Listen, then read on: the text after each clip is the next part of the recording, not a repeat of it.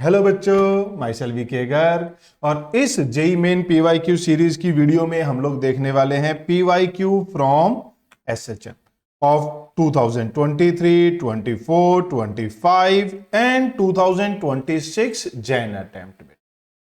जब आप इन वीडियोस में इस वीडियो में क्वेश्चंस को देखेंगे तो आपको पता चलेगा कि ऑन एन एवरेज एक क्वेश्चन सभी पेपर में आता है।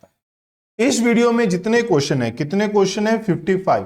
ईएमआई में भी इतने थे, एसी में 5, 7, 10 ऊपर थे। तो इन सभी चैप्टर की वेटेज सेम जैसी होती है, 1 क्वेश्चन पर पेपर। बात समझ रहे हैं? बट कमाल की बात क्या है, बहुत से बच्चे एसएचएम से डरते हैं, वो छोड़ देते हैं। बट छोड़ना नहीं है बेटा। इन 55 में से 40 क्वेश्चन या शायद इससे भी ऊपर सिर्फ 3 से 4 फॉर्मूला के ऊपर बेस्ड क्वेश्चन है। सिर्फ 3 से 4 एंड वेरी इजी क्वेश्चन। अगर आपको वो फॉर्मूला पता है, उसमें वैल्यू पुट करनी है और आपका आंसर आ जाएगा। समझ रहे हैं? सिर्फ 10 से 15 क्वेश्चन ऐसे हैं जिसमें आपको थोड़ा एक्स्ट्रा कैलकुलेशन करनी पड़ेगी, थोड़ा एक्स्ट्रा सोचना पड़ेगा। टफर साइड पे देखें तो सिर्फ एक ही क्वेश्चन है जिसमें ब्लॉक ऑन ब्लॉक के साथ स्प्रिंग अटैच है। बट वो भी इसलिए टफ है क्योंकि ब्लॉक ऑन ब्लॉक प्रॉब्लम बच्चों को कई बार नहीं आती होती, जो हम फ्रिक्शन में पढ़ते हैं। अगर आपको वो प्रॉब्लम के रिजल्ट याद हैं जो हमने हमारी वन शॉट में भी बताई है और पीवाईक्यू सीरीज में भी बताई है, तो वो क्वेश्चन भी इजी है। बात समझ रहे हैं? तो 40 क्वेश्चन ऑन इजियर साइड, यानी कि आपके पास 80% चांसेस हैं कि क्वेश्चन इसमें आसान आएगा, सिर्फ फॉर्मूला बेस आएगा। तो सभी क्वेश्चन को ध्यान से देखना है, वीडियो को पूरा देखना है, चाहे आप इसे 2x पे देखें, बट देखें इसको पूरा बेटा। और वही कहूंगा, लाइक जरूर करना है, कमेंट करना है और हाइप करना है। इसमें साथ में थ्योरी भी दी गई है, topic wise formula wise question arrange किए गए हैं। और ये काफी बच्चे पूछते हैं ये किसके लिए है? ये नीट एंड जेई दोनों के लिए वीडियो अवेलेबल है बेटा। दोनों ही बच्चों को देखनी चाहिए। कोई बात नहीं, जेई और नीट में ज्यादातर क्वेश्चन सेम होते हैं। हाँ, 2, 4, 5 क्वेश्चन का डिफरेंस आ सकता है, बट उसका कंसेप्ट कई बार आपको लग सकता है कि क्वेश्चन बहुत बड़ा है, लेंथी है, सर इतने थोड़ी आएंगे। उसका कंसेप्ट पूछा जा सकता है, तो वो सारी चीजें आपको समझनी है। एसएचएम बेटा, पहली बात, एसएचएम की कंडीशन क्या होती है? अगर हम देखें, कंडीशन होती है कि force should be proportional to -x। जिधर डिस्प्लेसमेंट होगा उसके ऑपोजिट डायरेक्शन में फोर्स होगी और वो x की मैग्नीट्यूड के प्रोपोर्शनल होगी। यहां पर जो फोर्स कांस्टेंट है वो क्या आ जाता है? k। जब आप इसको अरेंज करते हैं, फोर्स को m में लिखते हैं, तो हमारे पास ये इक्वेशन बनती है। वन शॉट वीडियो में भी ये सारा कुछ बताया गया, वहीं से उठाया गया बेटा। इसमें खास बात क्या होती है, यहां पर 1 होना चाहिए और यहां पर ये प्लस होना चाहिए बेटा। जब आपको ये कुछ इस तरीके से दिखाई देगा तो ये हमारे पास बन जाता है ओमेगा स्क्वायर। ये क्या बन जाता है बेटा? ओमेगा। यहां से आपको मिलता है angular frequency of the vibration. तो टाइम पीरियड क्या होता है? 2 पाई/ओमेगा। यहां से हमारे पास रिलेशन बन जाता है। फिर इक्वेशन ऑफ एसएचएम आती है बेटा, x equal to a sin omega t. अब यहां फाई 0, π/2, π/3 कुछ भी हो सकता है, डिपेंड करेगा। 0 है तो यहां से शुरू हुआ है, कुछ और होगा तो बीच में से शुरू हो सकता है। ओमेगा है cos फाई बेटा। फिर जब आप इसे कन्वर्ट करते हैं, जो मैं आपको कह रहा था कि 40 questions are based on only 3-4 numeric formulas, उनमें एक ये सबसे ज्यादा पॉपुलर फॉर्मूला है। इसकी मैक्सिमम वैल्यू काफी ज्यादा पॉपुलर है। तो ये 2 फॉर्मूला आपको जरूर पता होने चाहिए बेटा। क्लियर है? ओके। फिर आ जाता है एक्सेलरेशन बेटा। एक्सेलरेशन क्या होता है हमारे पास? -ω²x। मैक्सिमम क्या होता है? ω²। फिर जो सेकंड फॉर्मूला है जिसके ऊपर सबसे ज्यादा क्वेश्चन है, that is kinetic energy and potential. Kinetic energy ½ mv², potential energy ½ kx²। जब आप k को कन्वर्ट करते हैं, ये कैसे आता है? यहां से आप k को क्या लिख सकते हैं बेटा? k को लिख सकते हैं आप m⍵²। ठीक है? तो यहां जैसे ही आप k की वैल्यू पुट करते हैं m⍵², तो ये रिलेशन बन जाएगा बेटा। बात समझ रहे हैं? इन दोनों के ऊपर बेस्ड काफी सारे क्वेश्चन है। Total energy, potential plus kinetic, ये हमारे पास क्या होती है? कांस्टेंट होती है। फिर हमारे पास ग्राफ्स, वो मैंने वन शॉट में दिए हैं, सारा कुछ यहीं कवर कर देंगे तो फिर वन शॉट का क्या फायदा, और ये वीडियो बहुत लंबी चली जाएगी। अगर आप देखें तो जो टाइम पीरियड होता है काइनेटिक एनर्जी का, पोटेंशियल एनर्जी का टाइम पीरियड, ये हमने क्या लिख दिया यहां, time period of potential energy and time period of kinetic energy, ये किसके बराबर होता है, T/2 के बराबर। And time period of K minus you, time period of K minus you बेटा, अगर आप इन दोनों का सब्ट्रैक्शन करें उसका भी T/2, but time period of K plus you, ये सब कुछ आपको बताया गया है वन शॉट वीडियो में। अगर आपने नहीं देखी है बेटा तो जरूर देखें। हाँ, वो पुरानी है, 2-3 साल पहले रिकॉर्ड की गई थी, बट बेटा कंसेप्ट सारे कवर्ड किए गए हैं उसमें भी, ठीक है। Some other points to be remember, फिर इनके ऊपर बेस्ड क्वेश्चन है, ज्यादा नहीं है, 4-5 क्वेश्चंस हैं। क्या कहता है कि ये रिजल्ट 0 से एक्सट्रीम तक जाने का, एक्सट्रीम से मीन तक, मीन से फिर एक्सट्रीम तक, फिर A/2 तक जाने का टाइम, ये सबसे ज्यादा पॉपुलर रहता है बेटा। A/2 तक जाने का T/12 और A से A/2 तक का T/6। A/√2 इसके ऊपर बेस्ड क्वेश्चन नीट 2024 में भी आया हुआ है और जेईई मेन 2023 में भी आया हुआ है। दोनों में ये क्वेश्चन आ रखा है कि भाई अगर काइनेटिक एनर्जी पोटेंशियल एनर्जी के बराबर हो तो एम्पलीट्यूड क्या होगा। तो आपको ये भी पता होना चाहिए कि अगर वो मेन पोजीशन से चला तो कितने टाइम के बाद काइनेटिक एंड पोटेंशियल एनर्जी बराबर हो जाएंगे। तो कितने टाइम के बाद हो जाएंगे बेटा, T/8 टाइम के बाद हो जाएंगे। क्लियर है। इसके ऊपर क्वेश्चन आ चुका है, इसके ऊपर अभी आना बाकी है। फिर √3A/2 आता है बेटा, ये T/6, ये T/12। बाकी फिर इसमें फेजर आता है, मैंने उसकी एक अलग से वीडियो बनाकर भी आपको समझाया था, तो वो सारी चीजें आपके पास आ जाती। शुरू करते हैं क्वेश्चन। ये सिर्फ ब्रीफ थ्योरी है बेटा, बिल्कुल इंपॉर्टेंट फॉर्मूलाज जो मेजरली यूज होंगे, ठीक है। बाकी के लिए वन शॉट वीडियो आप देख सकते हैं। तो वीडियो को लाइक जरूर करना है, कमेंट करेंगे तो अच्छा लगेगा, हाइप कर देंगे तो फिर क्या ही बात। शुरू करते हैं बेटा फर्स्ट क्वेश्चन के साथ। A particle of mass this execute simple harmonic motion under the action of the force. आपको फोर्स दे दी बेटा, कितनी दे दी, -50x। टाइम पीरियड बताना है। अब आपको मास भी दे दिया बेटा, अब आपके दिमाग में क्या आना चाहिए कि मास दे दिया, फोर्स दे दी, टाइम पीरियड। अब मैंने स्टार्टिंग में ही बताया था बेटा, जो एक्स का ये वाला जो कोफिशिएंट है ये हमें क्या बताता है बेटा, के। दिस इज SHM कांस्टेंट और फोर्स कांस्टेंट। अब आपको के पता है, एम पता है, तो आप टाइम पीरियड क्या लिख सकते हैं, 2π√m/k। वैल्यू पुट कर दीजिए बेटा, m की वैल्यू 0.5, k की वैल्यू 50। ये नीचे चला गया तो 100 हो जाएगा बेटा ये, ठीक है। तो 100 का क्या बाहर आएगा, 10। तो ये कितना बचा, π/5। क्या बचा बेटा, π/5। तो यहां पर पाई की वैल्यू पुट कर देंगे। पाई की वैल्यू क्या है, 22/7। तो ये आ जाएगा 22/35 सेकेंड। तो हमें क्या दिया है, x/35। तो x की वैल्यू क्या आ जाएगी बेटा, x की वैल्यू आ जाएगी 22। क्लियर है। आगे बढ़ते हैं। ये भी क्वेश्चन देखिए उसी तरीके का है। क्या दे दिया बेटा, मास। क्या दे दी, force. The particle attain maximum speed during its oscillation. Amplitude बताना है। देखो ये किसके साथ रिलेट हो गया, पहली इक्वेशन और वो v मैक्सिमम की। अब यहां से आपको क्या मिल गया, k मिल गया। फोर्स से आपको क्या मिल गया, k। मास आपको कितना है, 250 ग्राम। आप इसको लिख सकते हैं 1/4 kg लिख सकते हैं बेटा। ओमेगा क्या हो जाएगा, ये हो जाएगा k/m हो जाएगा। तो k की वैल्यू 25, ये 4, ये 10 आ गया बेटा। ओमेगा पता चल गया। मैक्सिमम स्पीड क्या होती है बेटा, ओमेगा है। ये कितनी है, 4, ओमेगा 10। तो एम्पलीट्यूड कितना आ जाएगा बेटा, 0.4 मीटर, या फिर आप इसे लिख सकते हैं 40 सेंटीमीटर। बन गई ना बात। देखो मैंने क्या कहा, इसके 55 में से 40 क्वेश्चंस आर इजी। इस तरीके के छोटे छोटे क्वेश्चन है।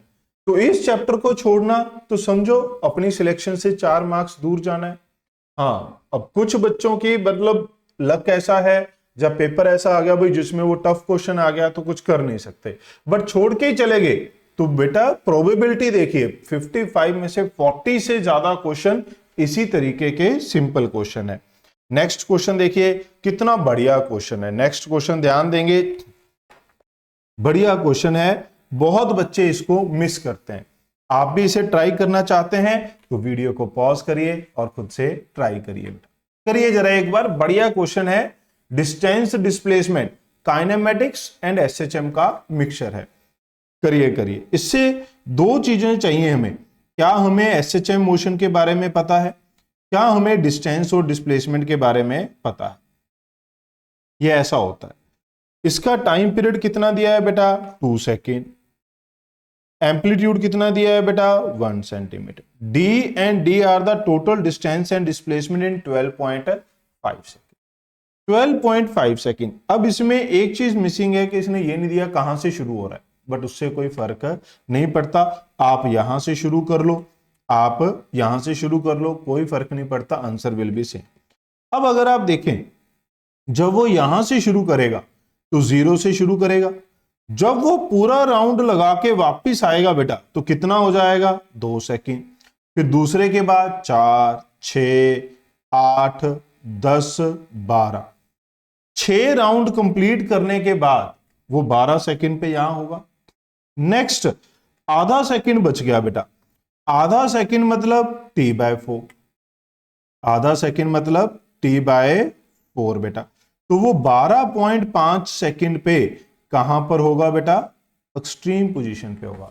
वो 12.5 सेकेंड पे कहां होगा बेटा, एक्सट्रीम पोजीशन पर होगा। क्या ये बात समझ में आई? तो इसका मतलब 12.5 सेकेंड में उसने कितनी ऑसिलेशन कंप्लीट करी, number of oscillation completed 6 complete और 1/4 बाकी। क्या ये बात समझ में आई बेटा? क्या ये बात समझ में आई सबको? मैं क्या कह रहा हूं, 2 है।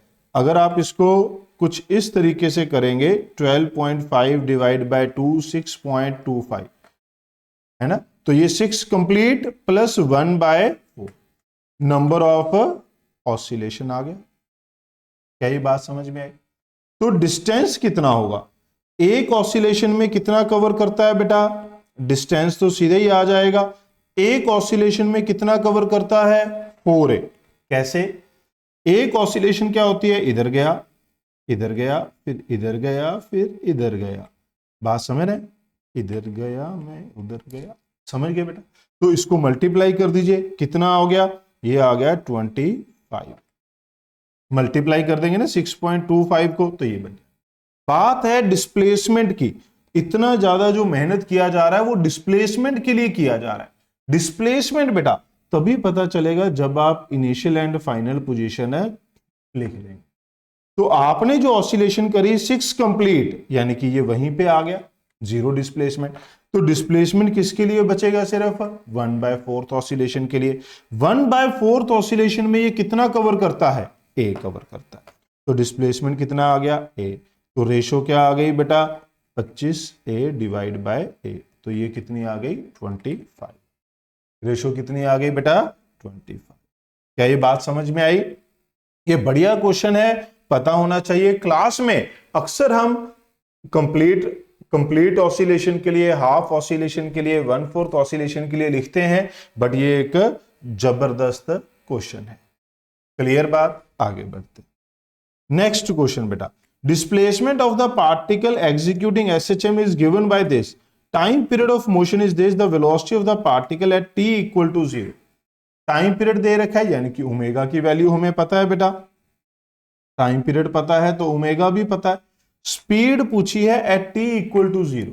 दो तरीके से कर सकते हैं, v√ω² माइनस x², x निकाल लेंगे t0 पे कितना है, या फिर सीधा इसे डिफरेंशिएट कर दे, dx/dt करेंगे बेटा तो क्या होगा, tan।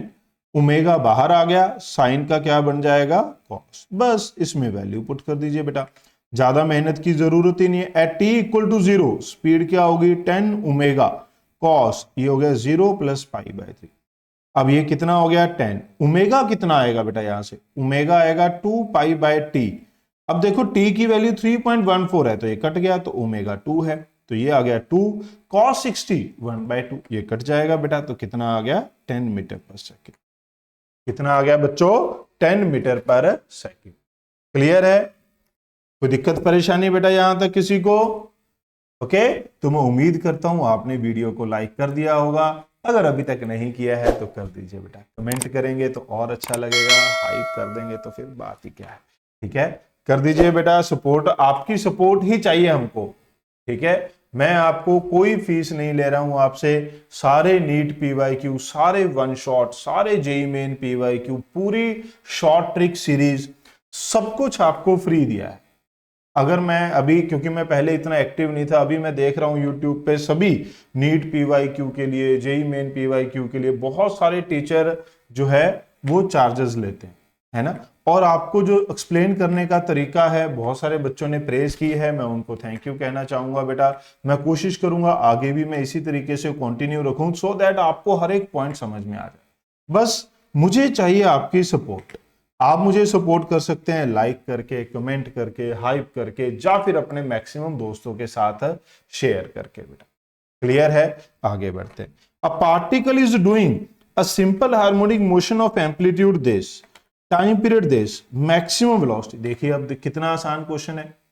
मैक्सिमम वेलोसिटी, मैंने कहा ना बहुत सारे क्वेश्चन है। ओमेगा इंटू ए, ओमेगा क्या होता है? 2π/t। आपको टाइम पीरियड दिया है बेटा। मुझे ना कुछ बच्चों ने सजेस्ट किया कमेंट करके कि सर आप ये इजी क्वेश्चन काट दो, सिर्फ टफ क्वेश्चन करा दो। मैं कहा बेटा उससे तो मैसेज ही गलत क्रिएट हो जाएगा। उससे मैसेज ये क्रिएट हो जाएगा कि जेईई मेन में टफ क्वेश्चन आते हैं, जो बच्चा इन चैप्टर को करने की कोशिश करना चाह रहा था वो भी छोड़ देगा। इजी क्वेश्चन कौन करवाएगा उसको? तो हमने सभी क्वेश्चन रखे हैं बेटा, सो दैट आपको पता चले कि भाई सारे टफ नहीं आते, आप इजी वाले तो कर लो। अगर उस दिन ये क्वेश्चन आ गए तो ये क्वेश्चन तो हमारे ठीक हो, है ना। अगर वो टफ आ गया, भाई नहीं हुआ कोई बात नहीं। मैं हमेशा एक लाइन बोलता हूं सभी बच्चों को कि टफ क्वेश्चन की वजह से आपकी सिलेक्शन नहीं रुकेगी, बट अगर आपने इजी क्वेश्चन गलत कर दिया या छोड़ दिया तब आपकी सिलेक्शन रुक सकती है। टफ क्वेश्चन से रैंक पे इफेक्ट आता है कि भाई कोई चाहता है कि मैं टॉप 100 में चला जाऊं, टॉप 500 में चला जाऊं, उनके लिए टफ क्वेश्चन इफेक्ट करेगा, but not the selection. Selection के लिए इजी क्वेश्चन अगर आपने गलत कर दिया और छोड़ दिया तो आपकी सिलेक्शन रुक जाएगी। बात समझ रहे हैं? तो इस बात को आपको ध्यान में रखना है। इस पर्पज से आपको समझना है कि मुझे इजी वाले क्वेश्चन सारे कर लेने हैं, जो मुझे लग रहा है टफ है, चाहे वो नीट पीवाईक्यू में कभी कभार 5-7 सालों में किसी ना किसी चैप्टर में टफ आ जाता है, ठीक है, चाहे वो जेईई मेन के क्वेश्चन हो, उनको चाहे आप छोड़ दो तब भी आपकी सिलेक्शन हो जाएगी, बट इजी क्वेश्चन पेपर में गलत या छोड़ना नहीं चाहिए। रीस्टोरिंग फोर्सेस, एसएचएम मोशन की बात कर रहा है बेटा। Restoring force is directly proportional to the displacement. Restoring force is directly proportional to the displacement. ये बिल्कुल सही है बेटा। एफ क्या होता है? -x होता है बेटा। तो अगर हम देखें तो रीस्टोरिंग फोर्स अंदर की तरफ हो गई तो हम कह सकते हैं कि x के प्रोपोर्शनल होता है, ठीक है। Acceleration and the displacement are opposite in direction. Yes, acceleration हमेशा क्या होता है? ω²x। ये डिस्प्लेसमेंट के हमेशा ऑपोजिट होता है। एक्सेलरेशन ओरिजिन की तरफ होता है बेटा। ये भी एक बढ़िया इंपॉर्टेंट पॉइंट है, इसके साथ ये भी आपको ऐड ऑन कर देते हैं। ये मेन क्वेश्चन है। पार्टिकल अगर यहां है, चाहे किधर भी जा रहा हो, वेलोसिटी इधर हो किधर भी हो सकती है, बट एक्सेलरेशन हमेशा किस तरफ होगा? ओरिजिन की तरफ। पार्टिकल यहां है, वेलोसिटी इधर भी हो सकती है, इधर भी हो सकती है, बट एक्सेलरेशन हमेशा किस तरफ होगा? ओरिजिन की तरफ। तो जो मोशन है उसमें वेलोसिटी और एक्सेलरेशन ऑपोजिट हो सकते हैं, बट एक्सेलरेशन हमेशा मीन पोजीशन की तरफ होगा बेटा। इस बात का ध्यान रखना है। Velocity is maximum at mean position. Yes, सबको मालूम है बेटा। Acceleration is minimum at extreme position. गलत बेटा। यहां पर एक्सट्रीम पे क्या होता है? एक्सेलरेशन मैक्सिमम, यहां एक्सेलरेशन 0, यहां वेलोसिटी मैक्सिमम, यहां वेलोसिटी 0। ये हमने ऊपर भी बताया था आपको। तो क्या आ जाएगा बेटा? A B C. आगे बढ़ते हैं। नेक्स्ट ये देखिए बेटा क्या कह रहा है। A particle executing SHM of amplitude a distance from the mean position when kinetic energy become equal to potential energy. ये वही आ गया बेटा, K इक्वल टू यू। ये नीट 2024 में भी पूछा गया था और ये जेई में 2023 में, इसीलिए तो क्वेश्चन करने जरूरी हो जाते हैं बेटा। बात समझ रहे हैं? आपको ये बताया ही था। अगर आप इसे सॉल्व करके देखना चाहते हैं K इक्वल टू यू, तो आप इसको ऐसे कर सकते हैं बेटा, x square half m omega square x square. ठीक है, काट दीजिए बेटा इनको, तो आपके पास क्या बचेगा, a square minus x square equal to x square. ये उधर चला जाएगा बेटा, ये आ गया 2x स्क्वायर, तो x आ गया plus minus a by root two, यानी कि दोनों साइड पे। तो कहां पर होता है, ए बाय रूट टू, और ये आपको रिजल्ट भी लिखवाया था। ठीक है, मेन पोजीशन से कितना टाइम होता है यहां तक आने का, क्या आपको याद है? मैंने अभी अभी बताया था पीछे आपको वीडियो में ब्रीफ में कि K इक्वल टू यू जब होगा तो मीन से एक्सट्रीम तक आने का T/8, एक्सट्रीम से मीन यहां तक आने का भी T/8, मीन से इस पोजीशन तक T/8, एक्सट्रीम से भी इस पोजीशन तक T/8 बेटा। आगे बढ़ते हैं। A particle is executing simple harmonic motion, the ratio of, अब मैंने पहला बताया था वेलोसिटी के ऊपर, अभी और क्वेश्चन आएंगे वेलोसिटी के ऊपर, but kinetic energy and potential energy के भी बहुत क्वेश्चन है। Ratio of potential energy and the kinetic energy when displacement is half of the amplitude. जब डिस्प्लेसमेंट हाफ है तो ratio of potential divide by kinetic. Potential में half omega x square, kinetic में half m omega a square minus x square, ये cut जाएगा। x की value 1/2 यानी कि a square by 4, A square x की वैल्यू ए स्क्वायर बाय 4, तो ये कितना आ गया बेटा, a square by 4, 3a square by 4, तो ये कितना आएगा 1/3। क्या ये मेरी बात समझ में आई बेटा? कितना आ गया 1/3। क्लियर है? आगे बढ़िए। ये किस में आया था, 23 में, फिर 24 में आ गया। देखिए सेम कहता है when the displacement is 1/3 of amplitude. अब डिस्प्लेसमेंट कितना दे दिया, 1/3। Ratio of total energy to the kinetic energy. अब ये वही सेम पैटर्न ही तो चल रहा है बेटा। टोटल एनर्जी क्या है, half m omega square a square, kinetic energy half m omega square a square minus x की वैल्यू क्या पुट कर दोगे, a/3, ये कट जाएगा बेटा। तो क्या बचा, ए स्क्वायर, नीचे क्या बच गया, अरे नीचे क्या बच गया बेटा, 1 माइनस 1/9, ए स्क्वायर कॉमन आ गया, कट गया, तो 9 ऊपर चला गया, नीचे 8 बच गया बेटा। तो x/8 के साथ कंपेयर कर दीजिए, तो x की वैल्यू कितनी आ गई बेटा, 8 आ गई। x की वैल्यू कितनी आ गई बेटा, 8 आ गई। क्या ये पता चला बेटा? आगे बढ़ते हैं। An object of mass 0.2 kg execute simple harmonic motion, execute simple harmonic motion, mass दे दिया बेटा, विद फ्रीक्वेंसी दे दी, आपको मास दे दिया। देखिए एक्सट्रैक्ट करना है डाटा को, फ्रीक्वेंसी दे दी, फ्रीक्वेंसी, तो इससे आप क्या लिख सकते हैं, ओमेगा, ओमेगा क्या होता है 2πf, तो ये कितना हो गया 50 रेडियन पर सेकेंड हो गया बेटा। क्या ये बात समझ में आई? एट द पोजीशन दे दिया बेटा 0.04, ऑब्जेक्ट हैज काइनेटिक एनर्जी दे दी बेटा 0.5 एंड पोटेंशियल एनर्जी दे दी बेटा 0.4 जूल। एम्पलीट्यूड ऑफ ऑसिलेशन आपको बताना है, एम्पलीट्यूड ऑफ ऑसिलेशन आपको बताना है, तो आप किसी से भी इसको सॉल्व कर सकते हैं। अगर आप मेरा साथ दें तो इतने सारे डेटा की जरूरत ही नहीं थी बेटा। फिर तो अगर हमें ये तो जरूरत से ज्यादा डेटा दे दिया। अगर मैं काइनेटिक एनर्जी लिखूं तो half m omega square a square minus x square कितना है 0.5। पोटेंशियल एनर्जी लिखूंगा half m omega square x square equal to 0.4। ये तो हमें जरूरत से ज्यादा डेटा दे दिया बेटा। तो यहां पर m की वैल्यू दे रखी है, ओमेगा की वैल्यू दे रखी है, x की वैल्यू दे रखी है। मैं थोड़ा डाउटफुल हूं क्या ये इसके साथ मैच करेगा।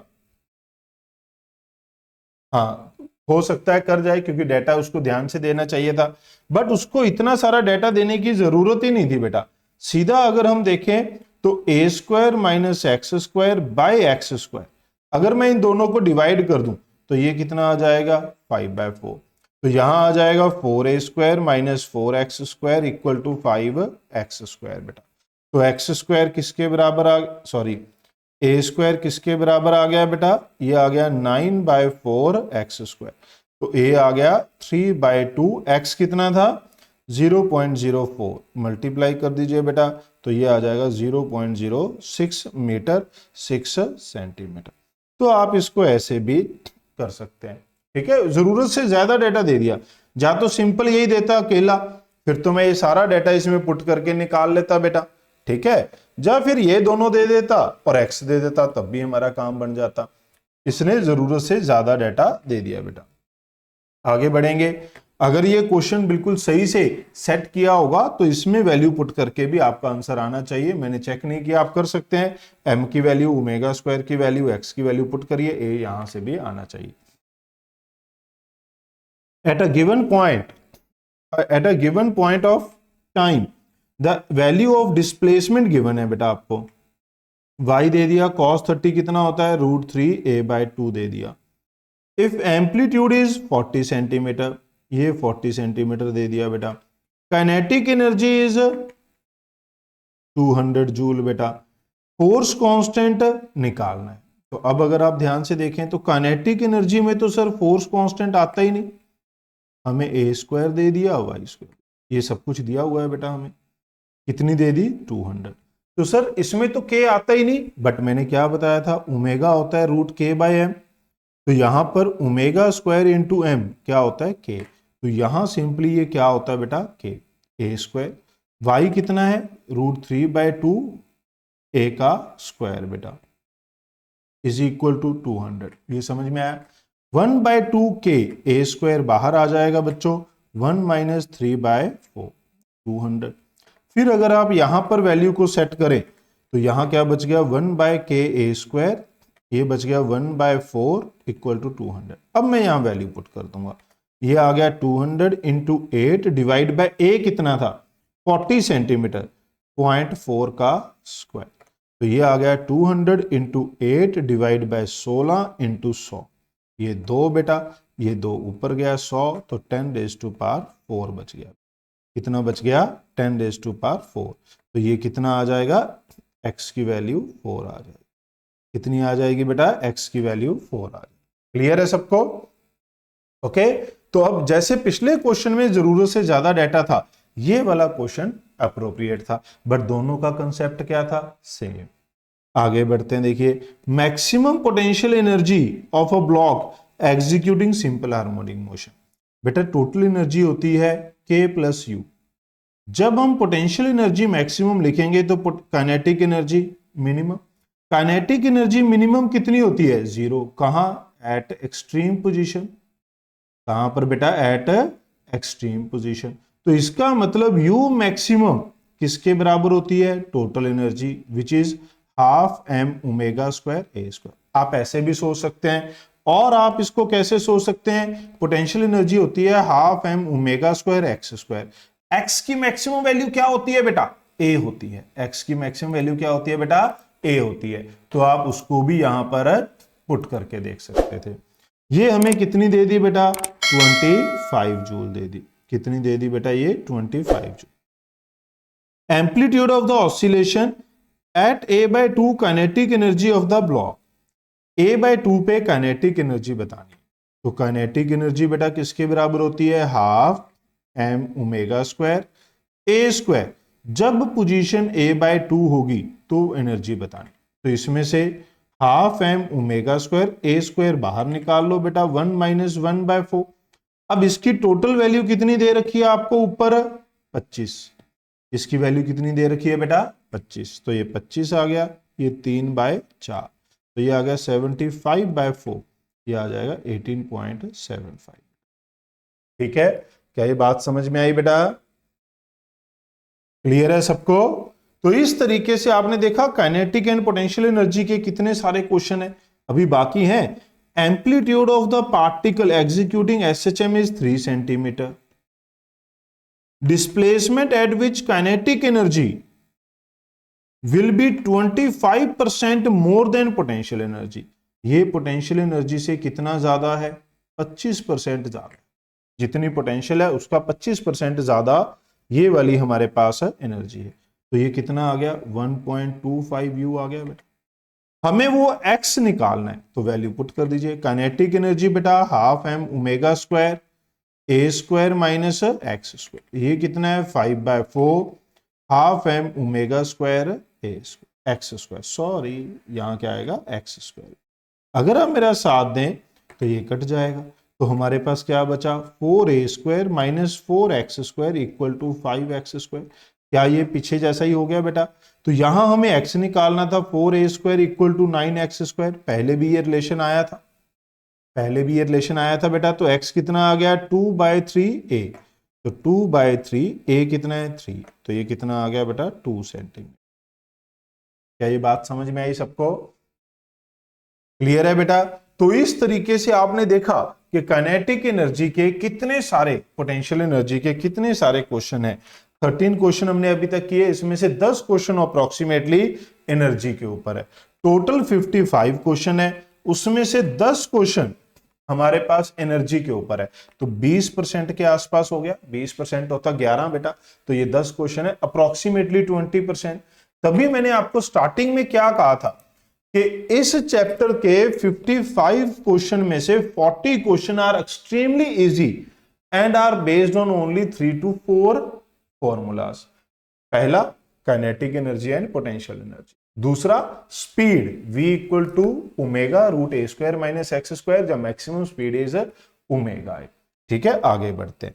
अब ये उस तरीके के क्वेश्चन आएंगे जिसमें हम स्पीड को यूज कर रहे हैं बेटा। क्या आएगा? कहता है position, velocity and acceleration of the particle executing SHM are found to be have magnitude. Position 4 है, velocity 2 है, acceleration 16 है, ये हमको दे दिया बेटा। At a certain instant, amplitude of motion क्या है? अगर आप ध्यान से देखें, a किसके बराबर होता है बेटा? ओमेगा स्क्वायर एक्स, मैग्नीट्यूड लिख रहे हैं, साइन की जरूरत नहीं है। ये किसके बराबर होता है? Omega root a square minus x square. हमें एम्पलीट्यूड निकालना है, तो मुझे एक्स तो पता है बट ओमेगा नहीं पता। आपको सोचना है, सोचना किस तरीके से, क्योंकि बच्चे कई बार कहते हैं सर आप हमें बताएं कि हम सोचे कैसे क्वेश्चन को। हमें डेटा ये दिया है, हमें रिलेशन लिख लिया हमने, ए निकालना है, एक्स हमें पता है तो ओमेगा पता होना चाहिए। अब ओमेगा कहां से आएगा? इसमें हमें एक्स पता है, तो यहां से शुरू करेंगे बेटा इसको। 16/x कितना है 4 इक्वल टू ओमेगा स्क्वायर, तो ओमेगा कितना आ गया बेटा 2। इसको पुट कर दीजिए सेकेंड इक्वेशन में, पुट इन सेकेंड इक्वेशन, तो क्या आएगा बेटा 2 equal to 2 root a square minus x square. तो ये किसके बराबर बच गया? A square minus x square equal to 1। तो ए स्क्वायर किसके बराबर बच गया? 1 प्लस एक्स की वैल्यू क्या है 4, 4 का स्क्वायर 16, तो a की वैल्यू क्या आ गई रूट 17। तो हमें कितनी गिवन है बेटा? हमें गिवन है रूट एक्स, तो x की वैल्यू क्या आ जाएगी 17। समझे बेटा? क्लियर है ना? आसान क्वेश्चन। अब ये देखिए बेटा क्या कह रहा है, at a particle execute SHM with an amplitude this at the mean position velocity of the particle. अब देखो दिमाग में आना चाहिए मेन पोजीशन, मेन पोजीशन पे वेलोसिटी कौन सी होती है बेटा? मैक्सिमम। तो आपको इसने लिखकर नहीं दिया, इनडायरेक्टली दे दिया, तो ये मैक्सिमम है। Distance of the particle from the mean position when speed becomes, वो डिस्टेंस बताना है जब स्पीड 5 रह जाए। ये किसके बराबर होती है? ओमेगा ए। ये किसके बराबर होती है बेटा? ओमेगा है। तो अगर आप यहां से मेरा साथ दें तो ओमेगा कितना आ गया 10/4, 5/2। तो ये v किसके बराबर होती है? Omega a square minus x square equal to 5। Centimetre में डील करेंगे बेटा, क्योंकि हमें फाइनल आंसर भी किसमें चाहिए? सेंटीमीटर में। तो ओमेगा कितना निकाला 5/2, ए की value 16, x square equal to 5, ये कट गया, 2 उधर चला गया बेटा, 16 माइनस एक्स स्क्वायर 2 का स्क्वायर, तो x किसके बराबर आ गया बच्चों? 16 minus 4 equal to x square, तो x कितना आ गया रूट 12 सेंटीमीटर। तो ये आंसर कितना आ जाएगा बेटा 12 सेंटीमीटर। क्या ये बात समझ में आई बेटा आपको? क्लियर है तो बेटा देखिए इसी वजह से थोड़ा सा टाइम लग रहा है। मुझे पता है एज अ स्टूडेंट आप लोगों के लिए ये है कि मैं जल्दी से जल्दी दे दूं। कुछ बच्चे कह रहे हैं सर दिन में 2-2 3-3 वीडियोस अपलोड कर दो, है ना।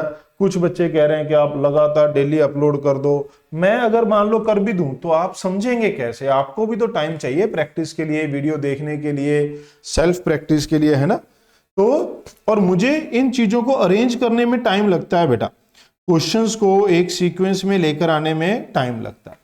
आगे बढ़ते हैं। Particle performing SHM with amplitude A, its speed increased to 3 times at the instant when displacement is this, the new amplitude। समझना है बेटा इस चीज को, ये बहुत ही इंपॉर्टेंट क्वेश्चन है। अगर एक पार्टिकल एक एसएचएम परफॉर्म कर रहा था बेटा, जब कोई पार्टिकल एसएचएम परफॉर्म कर रहा है, जब वो अपनी इस पोजीशन पे था 2a/3 पे, तो पहले उसकी स्पीड v थी। हमने उसको इंपल्स लगा के, इसने मेंशन नहीं किया बट इंपल्स लगा के हमने उसकी स्पीड 3v कर दी। तो क्या बदला इस पोजीशन पे? देखिए क्या रहा, पोजीशन सेम है तो x क्या रहा बेटा? सेम। पहले स्पीड कितनी थी? v, बाद में कितनी होगी? 3v। ओमेगा किस पे डिपेंड करता है बेटा? ओमेगा डिपेंड करता है k/m। ये वाले पैरामीटर क्या रहेंगे? सेम, क्योंकि ये मोशन के पैरामीटर है। अगर स्प्रिंग लगा होगा तो उसका फोर्स कांस्टेंट है, कोई और फोर्स लगी होगी तो उसकी वजह से ये फोर्स कांस्टेंट है। मास भी क्या रहता है? सेम। तो इसमें जब हमारे पास किसी पोजीशन पे स्पीड चेंज की गई बेटा, तो a² - x²। अब ये सेम रहा, ये सेम रहा, तो अगर ये चेंज होगी तो ये भी चेंज होगी। इसलिए यहां पर क्या पूछा है? न्यू एम्पलीट्यूड बेटा। तो जब ये स्पीड 3v हो जाएगी, ओमेगा सेम रहा बेटा, एम्पलीट्यूड क्या हो जाएगा? नया एम्पलीट्यूड हो जाएगा a1। क्या ये बात समझ में आई बेटा? क्योंकि इसी पोजीशन पे हम स्पीड चेंज कर रहे हैं, समझने की बात है बेटा। इसी पोजीशन पे, तो पोजीशन क्या है? सेम। इस पे पहले v थी, अब इसी पोजीशन पे 3v होगी, क्योंकि impulse act in a very short time, उसी को इंपल्स बोलते हैं बेटा। Omega do not change because it depends on the oscillation parameter. तो ये अब आपको समझना है। अब ये इक्वेशन 1 है, ये इक्वेशन 2 है। तो 1 से पुट कर दो यहां 3, v की वैल्यू क्या पुट कर दोगे? Omega a² - x², omega a1 का स्क्वायर माइनस x²। अब अगर आप देखें ओमेगा से ओमेगा कट गया, 9a²। x कितना था बेटा? 2a/3 का स्क्वायर। यहां पर a1 का स्क्वायर, x कितना है? 2a/3 का स्क्वायर। इसको इधर ले आएंगे बेटा, ये हो गया 9a²। ये हमारे पास 9 मल्टीप्लाई हो जाएगा तो 4a², वो उधर आके 4a²/9 हो जाएगा, तो a1 का स्क्वायर। अब अगर आप देखें तो a1 का स्क्वायर बेटा, a² कॉमन है, 9 - 4, 5 बच गया बेटा यहां पर, 5 + 4/9, तो ये कितना आ जाएगा? 45 49/9 a²। रूट ले लीजिए बेटा, तो a1 किसके बराबर आ जाएगा? 7/3 a के बराबर। अब हमें किसके कंपैरिजन में देखना था? ये na/3, तो n की वैल्यू क्या आ गई? 7। क्या ये बात समझ में आई बेटा सबको? क्लियर है? तो इस तरीके से भी आपको क्वेश्चन करना पड़ सकता है। हम भी क्लास में इसको स्प्रिंग ब्लॉक सिस्टम के साथ रिलेट करके क्वेश्चन करते हैं कि एक ब्लॉक ऑसिलेट कर रहा था, जब वो मेन पोजीशन पे होगा उसको इंपल्स दे दें तो क्या होगा? एक्सट्रीम पे होगा, उसके ऊपर एक ब्लॉक रख दें तो क्या होगा? a/√2 पे होगा, या a/2 पे होगा, ब्लॉक रख दें तो क्या होगा? वो सारी चीजें इसी के ऊपर बेस्ड होती हैं बेटा। नेक्स्ट क्वेश्चन देखिए। अब ये भी बड़ा अच्छा क्वेश्चन है, काफी सारे बच्चे इसमें कंफ्यूजन फील करते हैं। अगर आप करना चाहेंगे तो इसको होल्ड करिए, सॉरी वीडियो को पॉज करिए और कोशिश इस क्वेश्चन को ट्राई करिए बेटा। कर लिया आप लोगों ने? ठीक है, चलिए आगे बढ़ते हैं। मुझे कमेंट करके जरूर बताना कि ये जो क्वेश्चन है, क्वेश्चन नंबर 17, आपने वीडियो को पॉज करके ट्राई किया था और आपसे हो गया था या नहीं हो गया था। ठीक है, आप मुझे ये कमेंट करके जरूर बताना कि आपसे ये हो गया था नहीं। सिंपल अगर मैं देखूं तो v होता है ω√a² - x²। और ये भी बताना कि सर मैं आपके वाले मेथड से ही किया था जो कुछ और आपने लगाया था बेटा। क्या मैं इसको ऐसे लिख सकता हूं? ओमेगा को डिवाइड कर दिया स्क्वायर। अब इसको कंपेयर करो बेटा, ये है 4v², ये है 50, ये x²। यहां पर x का कोफिशिएंट 1 है, यहां पर भी x का कोफिशिएंट 1 है, -1 है, ये कह सकते हैं। तो इसका मतलब क्या हो गया, इसका मतलब हो गया a² हो जाएगा 50 एंड 1/ω² हो जाएगा 4। यहां देखिए, यहां इसका कोफिशिएंट क्या है 1/ω² और यहां क्या है 4। हमें क्या चाहिए था बेटा, टाइम पीरियड चाहिए था। अगर हमें एम्पलीट्यूड पूछा होता तो √50 आ जाता बेटा, है ना। इस क्वेश्चन का भी आंसर आ गया। अगर टाइम पीरियड पूछा है तो मैं यहां से लिख दूंगा ओमेगा इज 1/2, इसको लिख दीजिए 2π/t 1/2। तो टाइम पीरियड आ गया बेटा 4π। पाई की वैल्यू पुट कर दीजिए 22/7, ये हो जाएगा 88/7। कंपेयर करेंगे x/7 से तो x कितना आ जाएगा 88 बेटा। क्या ये मेरी बात समझ में आई आपको, क्लियर है। अगर एम्पलीट्यूड पूछा होता तो वो 50 था, √50 था। टाइम पीरियड पूछ लिया तो कुछ इस तरीके से आप कर सकते हैं। उम्मीद है ये समझ में आया होगा बेटा आपको। फिर आता है हमारे पास, देखिए simple harmonic oscillator has amplitude, time period दे दिया, एम्पलीट्यूड ए दे दिया, टाइम पीरियड दे दिया 6π। Assuming the oscillation start from its mean position, t0 पे x 0 है, टाइम रिक्वायर्ड। अब यहां पर टाइम के ऊपर क्वेश्चन चल पड़े। अब अगर आप देखें बेटा, ये 4 से 5 क्वेश्चन हमारे पास किसके ऊपर बेस्ड थे, ये वेलोसिटी के ऊपर, फॉर्मूला के ऊपर बेस्ड थे। अब ये हमारे पास डायरेक्ट रिजल्ट के ऊपर बेस्ड क्वेश्चन आगे देखो।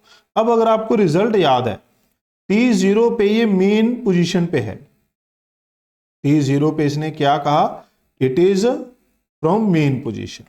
Time required to travel, time required to travel from a to x √3a/2। कहां से, a से।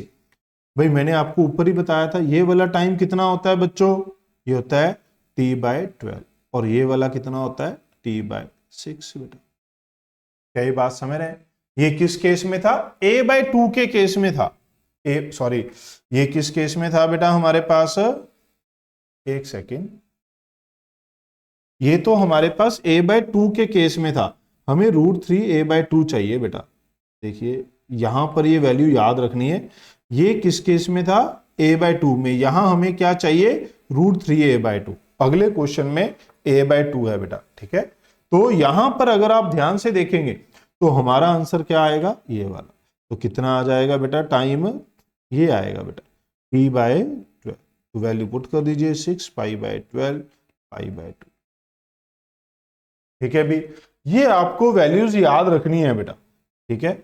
अगर आपको ये वैल्यूज याद रखनी है, छोटे छोटे क्वेश्चन हो जाएंगे। अगर आप उस फेजर के चक्कर में पड़ गए कि भाई मैं यहां इसको पूरा सॉल्व करूंगा, फिर उसमें हो सकता है आपका ये टाइम थोड़ा सा ज्यादा ले जाए बेटा, ठीक है। इसको देखिए बेटा, ये कितना प्यारा क्वेश्चन है, ये भी वही है।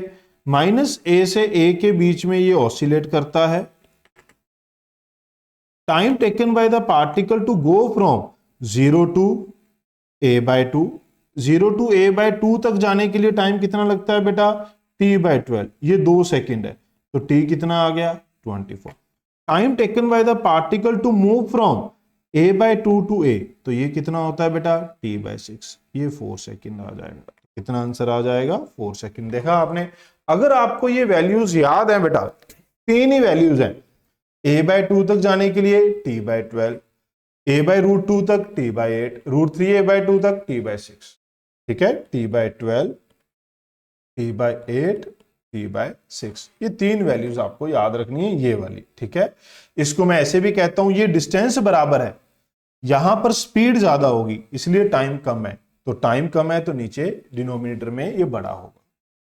आगे बढ़ते हैं बेटा, नेक्स्ट देखिए क्या कहता है हमें, ये कहता है the particle execute SHM, amplitude A, move along this, position of the particle is x equal to a/2, it move along positive x, the displacement of the particle, the value of delta।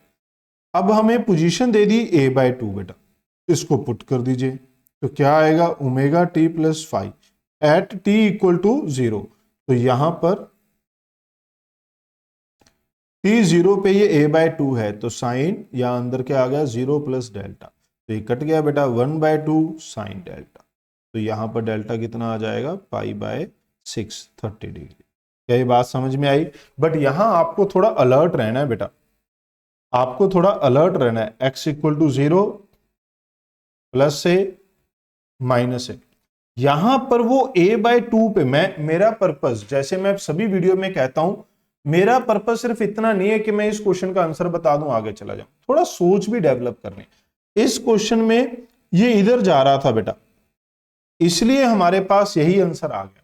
मैं इसको थोड़ा change कर दूं, अगर ये इधर जा रहा होता तब आंसर क्या आता बेटा? तो मैं अक्सर अपनी क्लास में बताता हूं, वैसे तो आप इसे फेजर से, 3 मेथड से हम ये क्वेश्चन करते हैं, क्योंकि इसमें एक बड़ा पॉपुलर क्वेश्चन है जिसमें वो 2 पार्टिकल दिए होता है, एक इधर जाता है एक इधर जाता है, इन दोनों के बीच में फेज डिफरेंस पूछा होता है, इन दोनों के बीच में फेज डिफरेंस।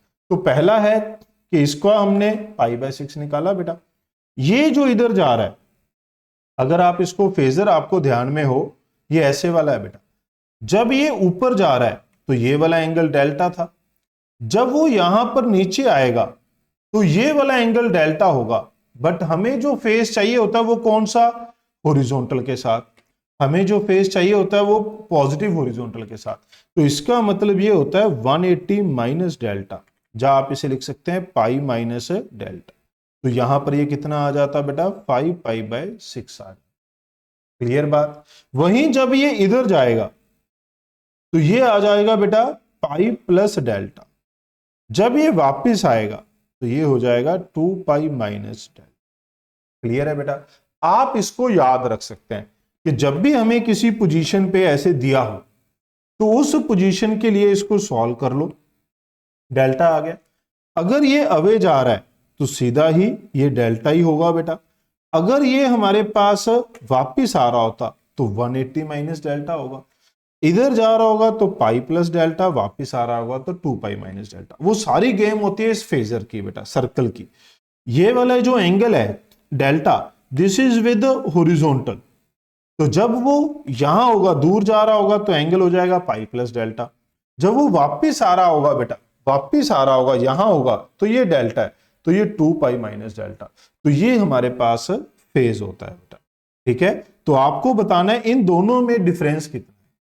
ये 2 पार्टिकल हैं 1 और 2, इन दोनों में जब ये a/2 पे एक दूसरे को क्रॉस करेंगे तो इन दोनों में फेज डिफरेंस कितना है। वैसे तो ये आसान है, मैंने सब कुछ दे दिया आपको, बट देखते हैं कितने बच्चों का दिमाग काम करता है। क्लास में 3 मेथड से ये बताया जाता है। आगे बढ़ते हैं बेटा, ये वाला क्वेश्चन भी एक बढ़िया जबरदस्त पॉपुलर क्वेश्चन है, ये हम डबल स्टार लगा, वेरी गुड क्वेश्चन। आप इसे ट्राई करना चाहेंगे वीडियो को पॉज करके तो आप ट्राई कर सकते हैं। क्या कहता है? कहता है general displacement of a simple harmonic oscillator is x = a sin ωt। ये एक सिंपल इक्वेशन दे दी जो ज्यादातर केसेस में हम मान के चलते हैं बेटा। It's a time period t दिया हुआ है, slope of the potential energy versus time graph. Potential energy क्या होती है बेटा? हाफ kx², तो kx² ka² sin square ωt। कहता है slope of potential energy time graph, slope किसके बराबर होगी बेटा? du/dt। किसके बराबर होगी? हाफ ka², इसका डिफरेंशिएशन क्या होगा? 2 आ गया, पावर आ गई बेटा, तो 2 sin ωt, फिर sin ωt का डिफरेंशिएशन क्या होगा? cos ωt, और ओमेगा से मल्टीप्लाई, तो ये बन जाता है ka²। इस 2 से ये 2 कट जाएगा, अंदर क्या बच जाए? इस 2 से 2 काटने की जल्दी नहीं करनी थी हमें, ओमेगा बाहर आ गया, 2 अंदर है, यहां क्या बच जाएगा? 2 sin ωt cos ω। क्या ये समझ आया बेटा? अब कहता है स्लोप कब मैक्सिमम होगी? स्लोप कब मैक्सिमम होगी? अगर मैं इसको स्लोप को m लिख दूं यहां, for slope to be maximum बेटा, for slope to be maximum,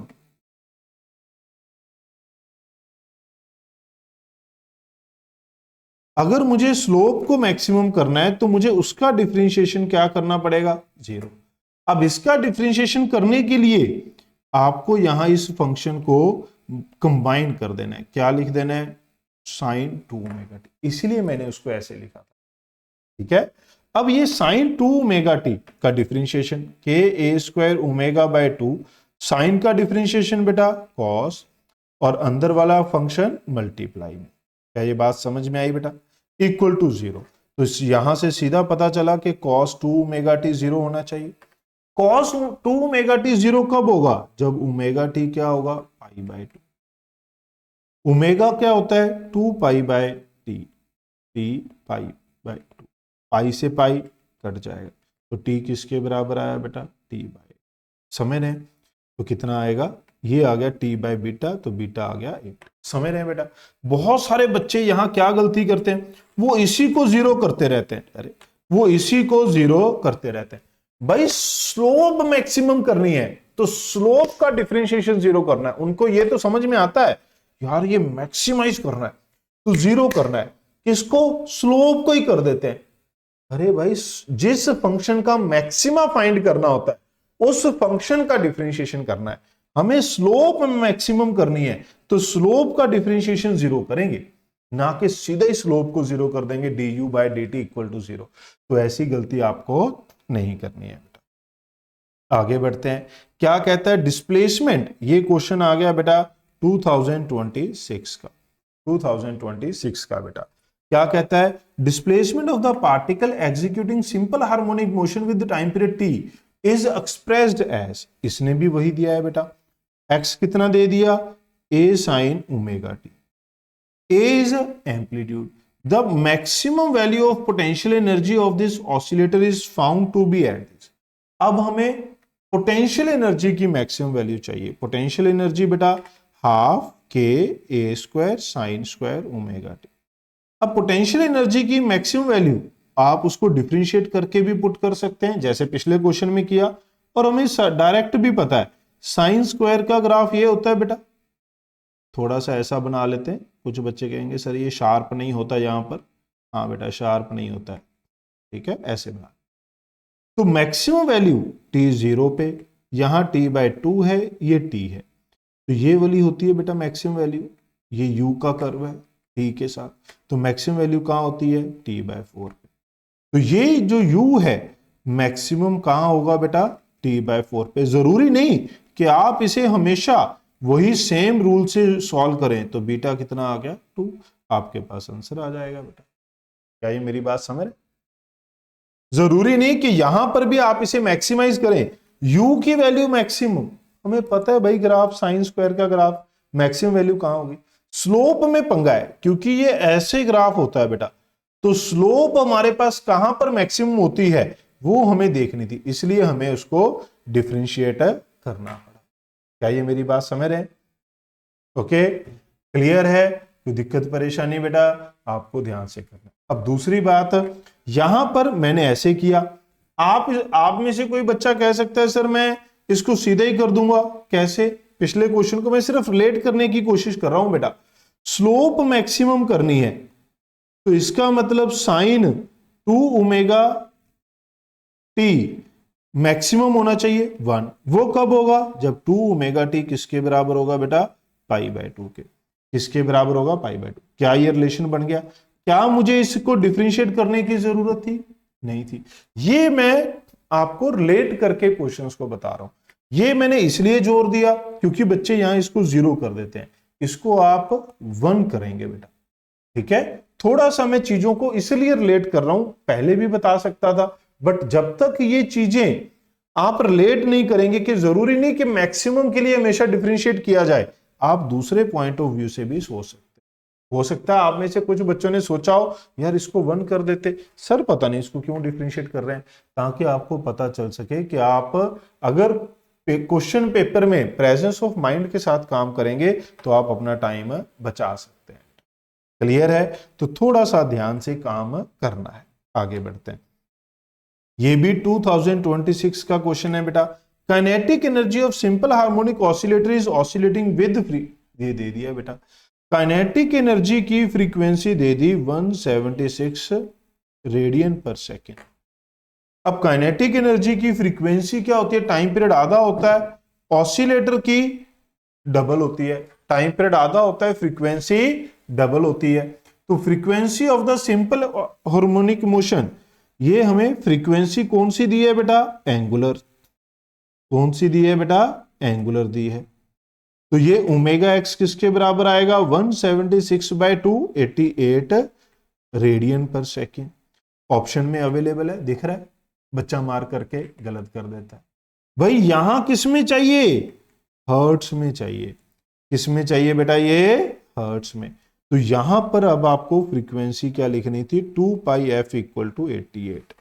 2π कितना है? 22/7 88। अगर आप देखेंगे ये 44, ये 2, तो f की वैल्यू कितनी आ जाएगी? 14 हर्ट्स आ जाएगी। कितनी आ जाएगी बेटा? 14 हर्ट्स। क्लियर है? तो आपको इनके जाल से बचना है। तो देखिए ये भी हमारे पास ग्राफ के ऊपर बेस्ड क्वेश्चन है। सबसे इंपॉर्टेंट यहीं पे मैंने डबल स्टार लगाया था कि आप इसको बचा सकते हैं, अपना टाइम बचा सकते हैं, सीधा इस तरीके से भी इसको आप कर सकते थे। क्लियर बात? ओके, आगे बढ़ते हैं बेटा। नेक्स्ट भी ग्राफ के ऊपर बेस्ड क्वेश्चन है। क्या कहता है बेटा इस क्वेश्चन में? ध्यान से देखिए। Variation of kinetic energy of the particle with displacement starting from the mean position to extreme। ये तो सिंपल क्वेश्चन आ गया बेटा। Kinetic energy half m omega square a square minus x. तो आप सबको पता है कि ये एक डाउनवर्ड पैराबोला होगा।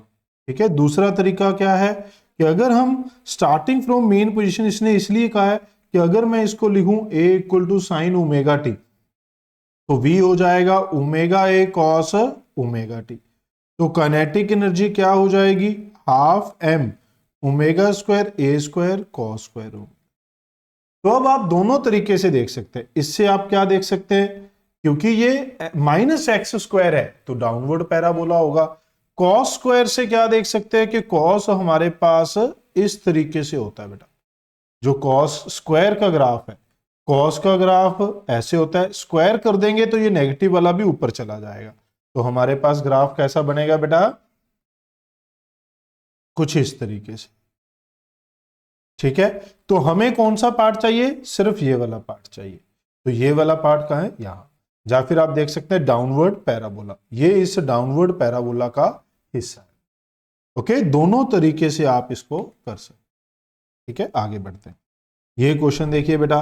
Which graph represent the difference between total energy and potential energy? ये भी वही आ गया।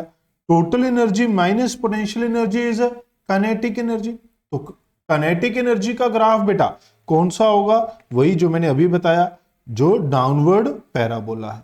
ठीक है। और आपने ये हमने अपनी वन शॉट में भी किया है, वर्क पर एनर्जी में भी किया है। स्प्रिंग ब्लॉक सिस्टम के लिए ये पोटेंशियल एनर्जी का ग्राफ होता है, ये काइनेटिक एनर्जी का ग्राफ होता है बेटा। ये किया है ना हमने वर्क पर एनर्जी में भी किया था। और ये वाला जो होता है टोटल एनर्जी का ग्राफ होता है। तो काइनेटिक एनर्जी का ग्राफ हमें वर्क पर एनर्जी में भी देखा था, स्प्रिंग ब्लॉक सिस्टम प्रॉब्लम में भी इसमें हम ये ड्रॉ करते हैं। आगे बढ़ते, इसी का हाफ पार्ट था ये, इसी का ये आधा वाला पार्ट यहां था। ठीक है, दोनों क्वेश्चन सेम है। एक 2023 का है, एक ये भी दोनों ही 23 के क्वेश्चन है, 2023 के बेटा। आगे बढ़ते हैं। ये देखिए 25 में ये थोड़ा टफ साइड पे चला गया बेटा ग्राफ। ठीक है, इसमें थोड़ा टाइम जोर लगेगा, तो ध्यान से देखते हैं। अरे एक सेकेंड, ध्यान से देखेंगे बेटा क्या आएगा। हमें अब x equal to x naught sine square t/2 दिया है बेटा, वेयर x नॉट 1 दिया है। x नॉट क्या दे दिया? 1। तो ये सीधा साइन स्क्वायर t बच गया बेटा। अब हमें कहा है kinetic energy as a function of x, तो स्पीड निकालेंगे। स्पीड क्या होगी? dx/dt। क्या हो जाएगा बेटा? 2 साइन t/2। ये इसके पावर का डिफरेंशिएशन हो गया बेटा। फिर साइन का डिफरेंशिएशन क्या होगा? cos t/2। फिर t क्या कोफिशिएंट कितना है? 1/2 आ गया। तो ये क्या बच गया? 1/2। इस पूरे को कंबाइन कर दो बेटा, तो ये क्या बन जाएगा? Sine t। ये क्या बन जाएगा बेटा? साइन। अगर हमें टाइम के साथ ग्राफ ड्रॉ करना होता काइनेटिक एनर्जी का, तो वो बड़ा आसान था बेटा। काइनेटिक एनर्जी का ग्राफ क्या आ जाता टाइम के साथ, साइन स्क्वायर का ग्राफ आ जाता, half m omega square v square 1/4 sine square t. But हमें किसके साथ चाहिए बेटा, हमें चाहिए एक्स के साथ, हमें चाहिए बेटा एक्स के साथ। अब अगर आप देखें तो यहां पर t/2 है, यहां साइन स्क्वायर टी है, तो मेहनत तो काफी ज्यादा लगने वाली है बेटा, ठीक है। इसको कैसे करेंगे, ध्यान से देखेंगे बेटा। तो यहां पर हमें यहां x को लेकर आना है, तो x कैसे आ सकता है बेटा, मुझे इसको t की फॉर्म में कन्वर्ट करना है, तो ये हो जाएगा 1 minus cos 2 into t/2 divide by 2। तो ये क्या बन गया 2x 1 माइनस कॉस टी, तो कॉस टी कितना हो गया बेटा 1 माइनस 2x। यहां पर साइन को क्या लिख सकते हैं बेटा, साइन स्क्वायर को लिख सकते हैं 1 minus cos square T. Cos T की वैल्यू कितनी है, यहां m था, ओहो यहां क्या था बेटा 1/8 m, तो 1/8 m omega square 1 minus cos T की वैल्यू क्या है 1 माइनस 2x का स्क्वायर। यहां वैल्यू पुट कर दीजिए बेटा। जैसे मैंने कहा था थोड़ा मेहनत वाला काम है, अगर टाइम का फंक्शन दिया होता या सिंपल होता तो ये बात अलग होती। ये क्या आएगा 1 plus 4 cos x square minus 4x, ये समझ आया। इसको ओपन कर दीजिए तो क्या बचेगा बेटा आपके पास, 1 से 1 कट जाएगा, minus 4x square plus 4x। तो अगर आप देखेंगे तो ये बनेगा ओमेगा स्क्वायर, 4 बाहर आ गया, ये बच गया x माइनस एक्स स्क्वायर। तो बाकी सब चीजें हटा देते हैं बेटा, ये है kinetic energy proportional to x minus x square. तो पहली चीज आपको ये समझनी होगी कि at x equal to 0 kinetic energy 0 होगी। तो ये वाला ग्राफ नहीं है, ये वाला ग्राफ नहीं, 2 बच गए। अब अगर आप देखें तो एक्स स्क्वायर नेगेटिव है, एक्स स्क्वायर क्या है negative, coefficient of x square is negative, यानी कि डाउनवर्ड पैराबोला, ये क्या होगा कनकेव डाउनवर्ड। तो अब इसमें क्या है कनकेव अप है, इसमें क्या है कनकेव डाउन, तो आंसर क्या बन जाएगा बेटा, fourth option will be the right answer. क्या ये मेरी बात समझ में आई बेटा आपको, क्लियर है। इस तरीके से आप इसको सॉल्व कर सकते हैं, ठीक है। उम्मीद करता हूं ये आपको समझ में आया होगा बेटा, ठीक है। ओके आगे बढ़ते हैं। नेक्स्ट क्या कह रहा है, आगे बढ़ते हैं, क्या कह रहा है देखिए, given below are the 2 statements, one is labelled as assertion and reason. क्या कह रहा है assertion, knowing the initial position and final momentum is enough to determine the position and momentum at any point for the simple harmonic motion of this. कहता अगर मुझे initial position पता हो, यानी कि t 0 पे पता हो, ठीक है, x पता हो, तो उससे मुझे क्या पता चल जाएगा बेटा, अगर मैं यहां पर 0 पुट कर दूं ये 5, तो मुझे क्या पता चल जाएगा, फेज पता चल जाएगा। एंड इनिशियल मोमेंटम, अगर मुझे वेलोसिटी पता होगी, तो मान लो ये कॉस है 0 + 5, तो मुझे यहां से क्या पता चल जाएगा, ओमेगा पता चल जाएगा, क्योंकि ये तो मुझे पता ही था। अब ये पता चल गया, ये पता है, ये पता है, तो ओमेगा पता चल जाएगा। तो अगर हमारे पास फेज एंड ओमेगा पता चल जाए, तो मैं और कुछ भी चीजें फाइंड कर सकता हूं, the simple harmonic motion with a given angular frequency. तो कहते हैं enough to determine the position and momentum at any point. अब आप किसी भी पॉइंट पे यहां टी की वैल्यू पुट करो, आपके पास पोजीशन आ जाएगी, यहां टी की कोई और वैल्यू पुट करो, आपके पास वेलोसिटी आ जाएगी। तो ये करेक्ट हो गया बेटा। The amplitude and phase can be expressed in term of x0 and p0। Yes, ये वही बात बन गई बेटा। यहां पर जो एम्पलीट्यूड है वो यहां से आ सकता है इस टर्म में, और यहां पर अगर हमें ओमेगा पता है, मान लो जैसे इसने क्वेश्चन में कहा ओमेगा पता है, तो इन दोनों को डिवाइड कर देंगे, तो हमारे पास tan phi से phi आ गया in terms of x and v0। एक बार phi आ गया, फिर आप a भी लिख सकते हैं। अब मैं फिर से समझाने की कोशिश कर रहा हूं, अगर हमें गिवन एंगुलर फ्रीक्वेंसी है, ओमेगा पता है, एक रिलेशन ये है, एक ये है, इन दोनों से क्या हम phi और a निकाल सकते हैं? यस, अगर ओमेगा पता है डिवाइड कर देंगे बेटा, तो हमारे पास क्या आ जाएगा phi, फिर phi की वैल्यू पुट कर देंगे तो a आ जाएगा। इसने ये कहा amplitude and phase can be expressed in terms of x0 and v0। Yes बेटा, क्लियर है, तो ये भी करेक्ट हो गया। अब अगर आपको ए पता चल जाए, फाई पता चल जाए, तो फिर किसी भी टाइम पे आप क्या लिख सकते हैं, वेलोसिटी एंड मोमेंटम। तो ये दोनों स्टेटमेंट एक दूसरे के साथ रिलेट करती हैं बेटा, और ये राइट एक्सप्लेनेशन बनेगी कि अगर आपने ये फाइंड कर लिया, अगर आपने ये वाली वैल्यू फाइंड कर ली बेटा, ये वाली ओमेगा हमें पता है, अगर आपने ये फाइंड कर लिया तो फिर आप किसी भी पोजीशन पे एक्स एंड वी लिख सकते हैं। तो इसलिए ये राइट एक्सप्लेनेशन है। अब ऐसा क्वेश्चन कई बार क्या होता है, जैसे मैंने एक्सप्लेन भी किया आपको, बच्चे फिर भी डाउट पूछने आते हैं कि सर वो कॉन्फिडेंस सा नहीं आ रहा। क्यों? क्योंकि थ्योरेटिकल चीजें हैं। मैं आपको फिर समझाने की कोशिश कर रहा हूं कि भाई हमें एक्स नॉट वी नॉट दे दिया, हमें ओमेगा दे दिया, गिवन एंगुलर फ्रीक्वेंसी बेटा ओमेगा दे दिया। अब मान लो ओमेगा 1 है, तो क्या इन दोनों इक्वेशन से आप पाई निकाल सकते हैं और ए निकाल सकते हैं? दो इक्वेशन, दो अननोन बेटा, सीधी सी बात है। क्या ये बात समझ में आई?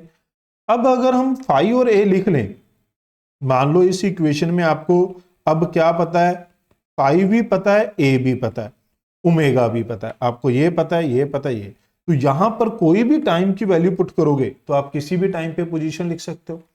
ऐसे ही आप किसी भी टाइम पे क्या लिख सकते हो बेटा, वेलोसिटी लिख सकते हो। मोमेंटम मतलब वेलोसिटी बेटा, ठीक है, मास से ही तो मल्टीप्लाई करना है उसको। आपको ये पता है, आपको ये पता, आपको ये पता, आपको ये पता है, किसी भी टाइम पे वेलोसिटी लिख सकते हो। तो यही चीज सेकंड पार्ट कह रहा है कि इन दोनों से हम डेल्टा और ए निकाल सकते हैं। Once you are able to write delta and a, you can write position at any time t. इसलिए ये इसका करेक्ट एक्सप्लेनेशन है बेटा। ठीक है, दो बार आपको एक्सप्लेन किया क्योंकि बच्चे अक्सर उसमें डाउट पूछते हैं, और ऐसा क्वेश्चन आपको याद भी होना चाहिए, कभी भी रिपीट हो सकता है। फिर देखें बेटा, इसमें देखिए ये बच्चों को फंसाने की कोशिश की जाती है। इसने प्रोजेक्शन कहां ली है? A particle P is revolving around the centre with the radius this, angular velocity this, as shown in the figure. Projection of OP on the x-axis लेनी है, यानी कि आपको इसकी इक्वेशन लिखनी है। तो अगर आप ध्यान से देखें, अगर वो यहां से शुरू होता तो यहां पर ये इनिशियली क्या है, एक्सट्रीम पोजीशन है। ये क्या है बेटा, एक्सट्रीम पोजीशन है। तो आप एक्सट्रीम पोजीशन से चल रहे हैं, एक्सट्रीम पोजीशन से चल रहे हैं, तो आपके पास ये क्या होगा बेटा, अगर मैं देखूं तो ये वाला कंपोनेंट क्या हो जाएगा, ये हो जाएगा, इसका रेडियस r है, cos 30, कब, एट t इक्वल टू 0, ये एट t इक्वल टू 0 बेटा, ये आ गया। ये वाला कंपोनेंट क्या होगा बेटा, नीचे वाला cos 30। अब जब आप ओमेगा टी इसमें ऐड कर देंगे, ये t 0 पे है, जब आप किसी टाइम t पे लिखेंगे बेटा, तो ये क्या हो जाएगा r, इसमें क्या add, omega T plus 30 degree, यही तो लिखेंगे बेटा, क्योंकि इसमें जब t इक्वल टू 0 पुट करेंगे तो ये बन जाएगा। तो क्या आंसर आएगा हमारे पास, पाई बाय 3 को आप पाई बाय 6, 30 डिग्री को पाई बाय 6 लिख सकते हैं। तो आंसर क्या बन जाएगा, ये। क्लियर है? अब कई बार बच्चा कह सकता है कि सर मैं अगर माइनस लिख दूं तब भी तो t 0 पे यही बनेगा। हाँ बेटा, ये भी आपकी बात ठीक है, इसने कुछ दिया है हमें, नहीं दिया। तो बाय डिफॉल्ट ये जो एंटी क्लॉकवाइज डायरेक्शन है, it is taken as a positive बेटा, इसलिए यहां पर हमने क्या लिया है कि ये इससे कितना आ गया, प्लस एंगल आ गया है। तो यहां पर हम क्या लेंगे, प्लस वाला लेंगे, क्योंकि दोनों का आंसर सेम आएगा। Cos minus theta equal to cos theta होता है बेटा। तो क्योंकि ये एंटी क्लॉकवाइज डायरेक्शन में है, इसलिए हम यहां पर ऐसा लिख सकते हैं बेटा। अगर ये क्लॉकवाइज होता, मान लो इसी में मैं एरो बदल दूं, इसको इधर कर दूं, तो आंसर क्या बन जाता, फर्स्ट ऑप्शन। आप समझ रहे? इस टाइप की मॉडिफिकेशन आपको पता होनी चाहिए बेटा, कि ये प्लस क्यों आया, माइनस क्यों आया, कॉस क्यों आया, साइन क्यों आया। तो इससे आपका जो क्वेश्चन पेपर में, एग्जाम में क्वेश्चन होने के चांसेस बढ़ जाएंगे, करेक्ट क्वेश्चन। ये देखिए, ये किसके ऊपर बेस्ड है बेटा, फेजर के ऊपर बेस्ड। इसकी मैं स्पेशल एक वीडियो भी बनाकर डाल चुका हूं। यहां पर दो फंक्शन दिए हैं, x1 x2, एक्स डिस्प्लेसमेंट दिया, maximum acceleration of the particle पूछा है। अब मैक्सिमम एक्सेलरेशन किस पे डिपेंड करता है बेटा, मैक्सिमम एक्सेलरेशन होता है ओमेगा स्क्वायर ए। तो आपको यहां रिजल्टेंट एम्पलीट्यूड निकालना है।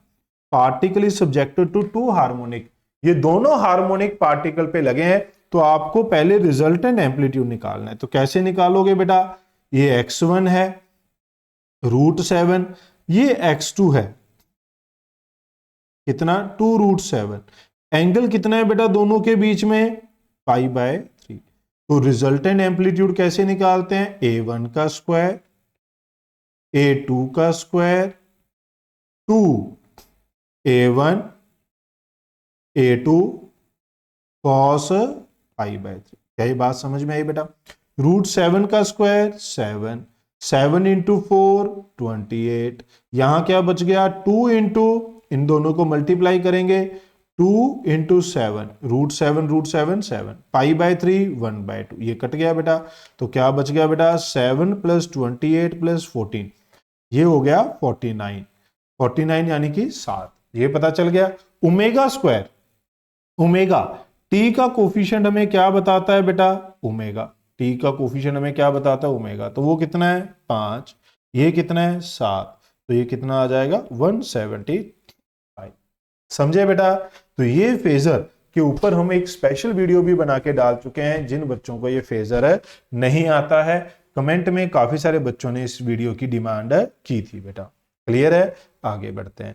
नेक्स्ट ये भी उसी के ऊपर बेस्ड है। देखो 2023 का एक साइन है, इधर ये रेफरेंस होता है साइन बेटा, इसका कोफिशिएंट क्या है 1, कॉस इस तरफ होता है बच्चों π/2 पे, ये 1, तो एम्पलीट्यूड क्या हो जाएगी, रिजल्टेंट एम्पलीट्यूड 1 का स्क्वायर प्लस 1 का square plus 2 into 1 into 1 cos 90 क्या होता है 0, तो ये सिंपल कितना आ जाएगा बेटा √2। क्या ये बात समझ में आई बेटा सबको। अब ये आता है एम्पलीट्यूड एंड फेज, दोनों बताने हैं बेटा। तो ये वाला क्वेश्चन बढ़िया क्वेश्चन है, बच्चे अक्सर इसमें फंसते हैं बेटा, डाउट लेकर आते हैं, बहुत सारे बच्चे डाउट लेकर आते हैं। आप भी इसको करके देखिए, वीडियो को पॉज करिए, मैंने जूम कर दिया है, वीडियो को पॉज करिए, सॉल्व करके देखिए बेटा क्या कहता है। ये साइन, ये वेव की इक्वेशन है बेटा, इसलिए क्या लिखी हुई है kx - ω_t, बट आप इसको वैसे ही रेफरेंस लेंगे। ये हमारे पास 4 है, ये हमारे पास 2 है, कितने फेज पे है 2π/3, 2π/3 यानी कि 120 डिग्री। तो अगर मैं यहां पर एक रेफरेंस लाइन ड्रॉ कर लूं बेटा, एक रेफरेंस लाइन ड्रॉ कर लूं वर्टिकली, ये परपेंडिकुलर, तो ये एंगल कितना बच गया 30 डिग्री, क्योंकि ये टोटल कितना था 120। अब हमें देखना है बेटा, तो ये कंपोनेंट कितना हो जाएगा इसका 2 sin 30, sin 30 1/2, तो इंटू 2 1 आ गया बेटा। ये वाला कंपोनेंट कितना हो जाएगा 2 cos 30 यानी कि √3। जब आप इसको सॉल्व करेंगे बेटा, तो ये 4 ये 1 ऑपोजिट डायरेक्शन में है, तो नेट कितना बचेगा 3, इधर क्या बच गया बेटा √3।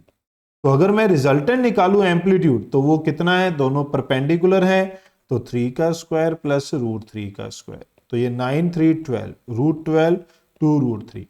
अब रिजल्टेंट तो आप इन दोनों से भी निकाल सकते थे बेटा, रिजल्टेंट तो अगर हमें चाहिए था तो आप इन दोनों से निकाल लेते, 4 का स्क्वायर 2 का स्क्वायर 2 इंटू 4 इंटू 2 cos 2π/3।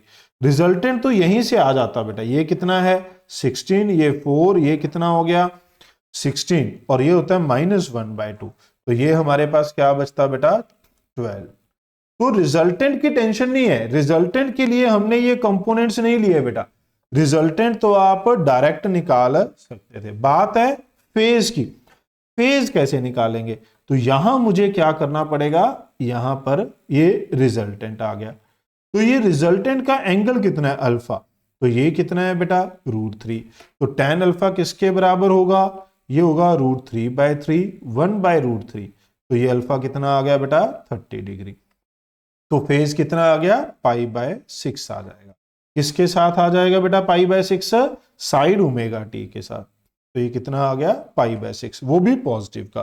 तो इसने क्या पूछा था एम्पलीट्यूड एंड फेज, तो एम्पलीट्यूड आ गया 2√3 और फेज आ गया π/6। वैसे तो अगर हम देखें इस क्वेश्चन को सिर्फ एम्पलीट्यूड से भी सॉल्व किया जा सकता था, क्योंकि किसी भी ऑप्शन में और ये एम्पलीट्यूड गिवन नहीं था बेटा।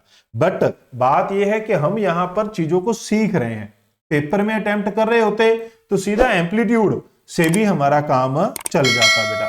आप देखते कि यार सभी में, इस दो में एम्पलीट्यूड सेम है ना, और इस बाकियों में अलग अलग है, तो हमारे पास उस तरीके से चीजें सेटल हो सकती थी। ठीक है, आगे बढ़ते हैं। टू सिंपल हार्मोनिक, ये भी वेव का है बट वही एसएचएम ही लगेगा क्योंकि सिंपल हार्मोनिक बोल दिया। Equal amplitude equal frequency are moving along the same direction, resultant amplitude, भाई दोनों का एम्पलीट्यूड कितना है, बराबर है, और जो रिजल्टेंट एम्पलीट्यूड है वो भी 8 है। फेज डिफरेंस बताना है तो रिजल्टेंट, वैसे तो आपको ये वेक्टर लगा के भी कर सकते हैं बेटा, 2a cos थीटा बाय 2, और अगर आपको सिंपल यही लगाना है a1 a2 cos पाई बेटा, तो यहां से भी आप कर सकते हैं। तो ये आ जाएगा 8 का स्क्वायर, ये आ गया 8 का स्क्वायर, 8 का स्क्वायर 2 इंटू 8 का स्क्वायर cos 5, ये एक कट गया बेटा। फिर इसको इधर ले जाइए बेटा, 8 का स्क्वायर 2 टाइम्स 8 का स्क्वायर cos 5, तो 5 कितना आ गया बेटा, ये cos 5 आ गया -1/2, तो 5 आ गया बेटा 120 डिग्री। ये हमें वेक्टर में वैसे भी पता है बेटा, वेक्टर में आपने सीखा था कि a equal to b equal to a, तो रिजल्टेंट a के बराबर कब होता है, जब थीटा 120 डिग्री हो। अगर आपको वो इंस्टेंटेनियसली क्लिक कर जाए तो आप देख सकते हैं कि आप अपने 20 से 25 सेकेंड बचा सकते हैं। ठीक है, तो आप देखें बेटा 55 में से 32 क्वेश्चंस आर जर्नल। जर्नल में मेनली किसके ऊपर बेस्ड है बेटा, दो फॉर्मूला मेन है, kinetic energy, potential energy total का, और फिर वेलोसिटी का फॉर्मूला, इसके ऊपर मेजॉरिटी है। फिर कुछ क्वेश्चन ग्राफ के हैं और कुछ क्वेश्चन सुपरपोजिशन के हैं बेटा। ग्राफ में भी काइनेटिक एनर्जी के ही ग्राफ थे बेटा। तो अगर आप देखें काइनेटिक एनर्जी के ये 15 के अराउंड क्वेश्चन हो गए 55 में से, तो 25% वेटेज इसी की चली गई बेटा। अब अगर आप देखें spring block system, spring block system में time period 2 pi root m by k. m क्या होता है, जो मास यहां अटैच होता है, जिसको हटा दिया उसके ऊपर डिपेंड नहीं करेगा, जो लगा हुआ है उसी के मास के ऊपर डिपेंड करता है बेटा। क्या ये बात समझ में आई यहां तक? कॉम्बिनेशन ऑफ स्प्रिंग, अगर दो स्प्रिंग सीरीज में हो तो ये कॉम्बिनेशन है, पैरेलल में हो तो ये होता है बेटा। और यहां पर जो इंपॉर्टेंट है वो ये वाला अरेंजमेंट बेटा, ये दिखता सीरीज है बट है क्या, पैरेलल है। क्या ये बेटा, पैरेलल। तो इसमें है टाइम पीरियड क्या आ जाएगा, 2 पाई रूट m बाय के इक्वलेंट। ठीक है बेटा। फिर ये वाला एक केस इंपॉर्टेंट है जिसमें एक स्प्रिंग दो मासेस हो, तो टाइम पीरियड क्या होता है बेटा हमारे पास, 2 पाई रूट म्यू बाय के। म्यू किसके ऊपर, म्यू क्या है, रिड्यूस्ड मास। रिड्यूस्ड मास क्या होता है, m1 m2 divide by m1 plus m2। ज्यादा डिटेल में यहां थ्योरी नहीं ऐड की है बेटा। अगर आपको थ्योरी जब फॉर्मूला याद नहीं है तो हमारी वन शॉट वीडियो को जरूर देखें। तो स्टार्ट करते हैं स्प्रिंग ब्लॉक सिस्टम। तो दो फॉर्मूला पहले जो हाई वेटेज के थे वो हमने देखे, तीसरा आता है स्प्रिंग ब्लॉक सिस्टम का, जो मैंने ऊपर बताया, series parallel and time period का सिंपल फॉर्मूला। क्या कहता है, ध्यान से देखते हैं बेटा। कहता है two bodies A and B of equal masses are suspended from the two massless spring, constant this, equal masses हैं बेटा। If the bodies oscillate vertically such that their amplitude are equal, amplitude भी same है, ratio of their maximum velocity of A, ये फिर से वही आ गया बेटा। देखिए हमें मैक्सिमम वेलोसिटी देखनी है तो वो किसके बराबर होती है, ओमेगा इनटू ए। इनके एम्पलीट्यूड क्या है, सेम है, तो ये directly proportional to omega. Omega क्या होता है, ये होता है रूट के बाय एम। भाई टाइम पीरियड कितना था, 2 pi root m by k, तो वहीं से ओमेगा ये आ गया। तो यहां पर क्या बचा, k बाय m इंटू ए। अगर आप मेरा साथ दें, मासेस भी बराबर है, एम्पलीट्यूड भी बराबर है, तो v maximum is directly proportional to root k। तो V max of A, V max of B क्या आ गया, K1 by K2। तो आंसर आ गया बेटा। अब अगर आप ध्यान से देखें तो यही क्वेश्चन, मुझे ऐसा लग रहा है कि यही क्वेश्चन हमारे पास नीट 2025 में पूछा गया था, उसमें भी कुछ इसी टाइप का रिजल्ट बन रहा था बेटा। आगे बढ़ते हैं। M is attached to free end of the spring executing SHM with time period this if the mass is increased। ये वाला क्वेश्चन काफी पॉपुलर है बेटा, बहुत सारी टेस्ट सीरीज में देखने को मिलता है। पहले टाइम पीरियड क्या था बेटा, 2 पाई रूट m बाय के, कितना था 1। अगर आपने मास को इंक्रीज कर दिया, यहां वर्ड पे ध्यान देना है बेटा, बाय, अगर 2 होता तो फाइनल मास 3 होता, यहां बाय है तो m प्लस 3 है, इंक्रीज बाय यानी कि इतना चेंज कर दिया, the period increase by 1 second, यहां पर भी क्या है 1 सेकेंड, तो ये कितना बन गया 1 + 1। अब अगर हम देखें तो हमें मास की वैल्यू निकालनी है, इन दोनों को डिवाइड कर दीजिए बेटा, बहुत ही आराम से आप कर सकते हैं। ऊपर बच गया √m, नीचे बच गया √m+3, यहाँ 1 यहाँ 2, स्क्वायर कर दीजिए, m+3 = 1/4, यहां पर 4 से मल्टीप्लाई कर दीजिए, 4m m+3, तो m की वैल्यू क्या आ गई 1 kg। क्या ये बात समझ रहे हैं बेटा? तो m की वैल्यू क्या आ गई बेटा 1 kg।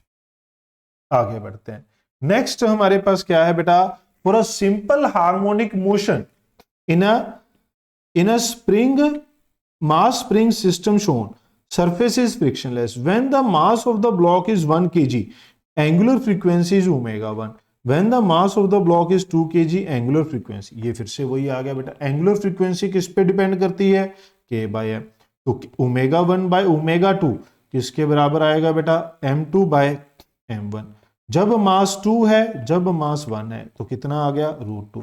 देखिए भी कितना छोटा सा क्वेश्चन था, है ना, तो रेशो किसकी पूछी है, ω2/ω1, तो 1/√2 आ गया बेटा। क्या ये बात समझ रहे हैं, कितना छोटा सा क्वेश्चन था, बट आप इसमें भी गलती कर सकते हैं अगर हमने लास्ट में ये छोटा सा स्टेटमेंट नहीं देखा कि रेशो किसकी पूछी गई है। क्लियर है बेटा? तो मैंने आपको जैसे स्टार्टिंग में ही कहा था, ज्यादातर क्वेश्चन छोटे हैं, 40 क्वेश्चन 55 में से छोटे हैं। ये क्वेश्चन देखिए बेटा, ये भी क्या कहता है, 1-2 लाइन का ही है, mass is suspended from the spring of negligible mass, the system oscillate with frequency f1। ठीक है, जो स्प्रिंग है वो हमेशा ही नेग्लिजिबल मास का होता है बेटा, इसने एड ऑन कर दिया तो कोई फर्क नहीं पड़ता। Frequency of oscillation if 9m is suspended, तो ओमेगा फ्रीक्वेंसी क्या होती है बेटा, ω/2π, तो 1/2π, ओमेगा किस पे डिपेंड करता है, मास के इनवर्स पे। तो अगर मैं देखूंगा तो f1/f2 पूछा है, तो ये क्या आएगा m1/m2, inversely proportional to root of mass है बेटा। बाद में मास कितना है 9m, पहले कितना था m, तो ये कितनी रेशो आएगी बेटा 3:1, कितनी आ जाएगी 3:1। क्या ये समझ में आया बेटा सबको? फिर इस क्वेश्चन को देखिए बेटा, यहां मैंने पहले ही स्टार लगा रखा है, in a simple harmonic motion the total mechanical energy given is E, if the mass of the particle P is double the energy of the system for the same amplitude। बच्चा क्या कहता है sir, energy होती है ½ m ω²a², mass double तो energy double sir, क्योंकि amplitude क्या दिया है सेम। ज्यादातर बच्चा इसका आंसर यही मार्क करता है, 90% बच्चा यही आंसर मार्क करता है, but it is not the right answer बेटा, क्योंकि मैंने आपको बताया था m ω² क्या होता है k, भाई ओमेगा भी तो m पे डिपेंड करता है, ओमेगा क्या होता है √k/m, तो m ω² किसके बराबर है k। तो अगर आप ध्यान से देखें तो ये इंडिपेंडेंट ऑफ मास होता है बेटा, इंडिपेंडेंट ऑफ मास होता है, तो ये मास के इंडिपेंडेंट है, इसलिए एनर्जी क्या रहेगी सेम, क्योंकि स्प्रिंग वही है और एम्पलीट्यूड वही है, स्प्रिंग वही है एम्पलीट्यूड वही है, तो टोटल एनर्जी क्या रहेगी सेम रहेगी, मास के इंडिपेंडेंट है, इसीलिए यहां पर क्या लगाया था बेटा स्टार। एक और लगा देते हैं, इसको अच्छे से ध्यान में रखना है बेटा, ये ऐसा क्वेश्चन है जो 10 सेकंड में अब हमारे मार्क्स या तो दे जाएगा या फिर खा जाएगा। नेक्स्ट क्वेश्चन बेटा ये वही आ गया, देखिए दो स्प्रिंग किसमें है, सीरीज में या पैरेलल में, पैरेलल में। A 2 kg block is attached with 2 identical spring of constant, spring constant given है, mass given है। The block is placed on frictionless surface ही होता है ज्यादातर, ends are attached to this, when mass is displaced from this it executes simple, the time period बताना है बेटा, तो वही टाइम पीरियड क्या आएगा 2π√m/k इक्वलेंट।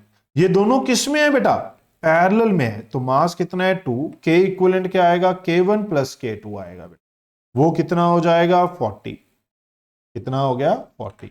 तो ये क्या बचा बेटा 2 पाई 1/20। 20 को क्या लिखा जा सकता है, ये अंदर ले जाइए रूट के, तो ये 4/20 बेटा, ये आ गया π/√5।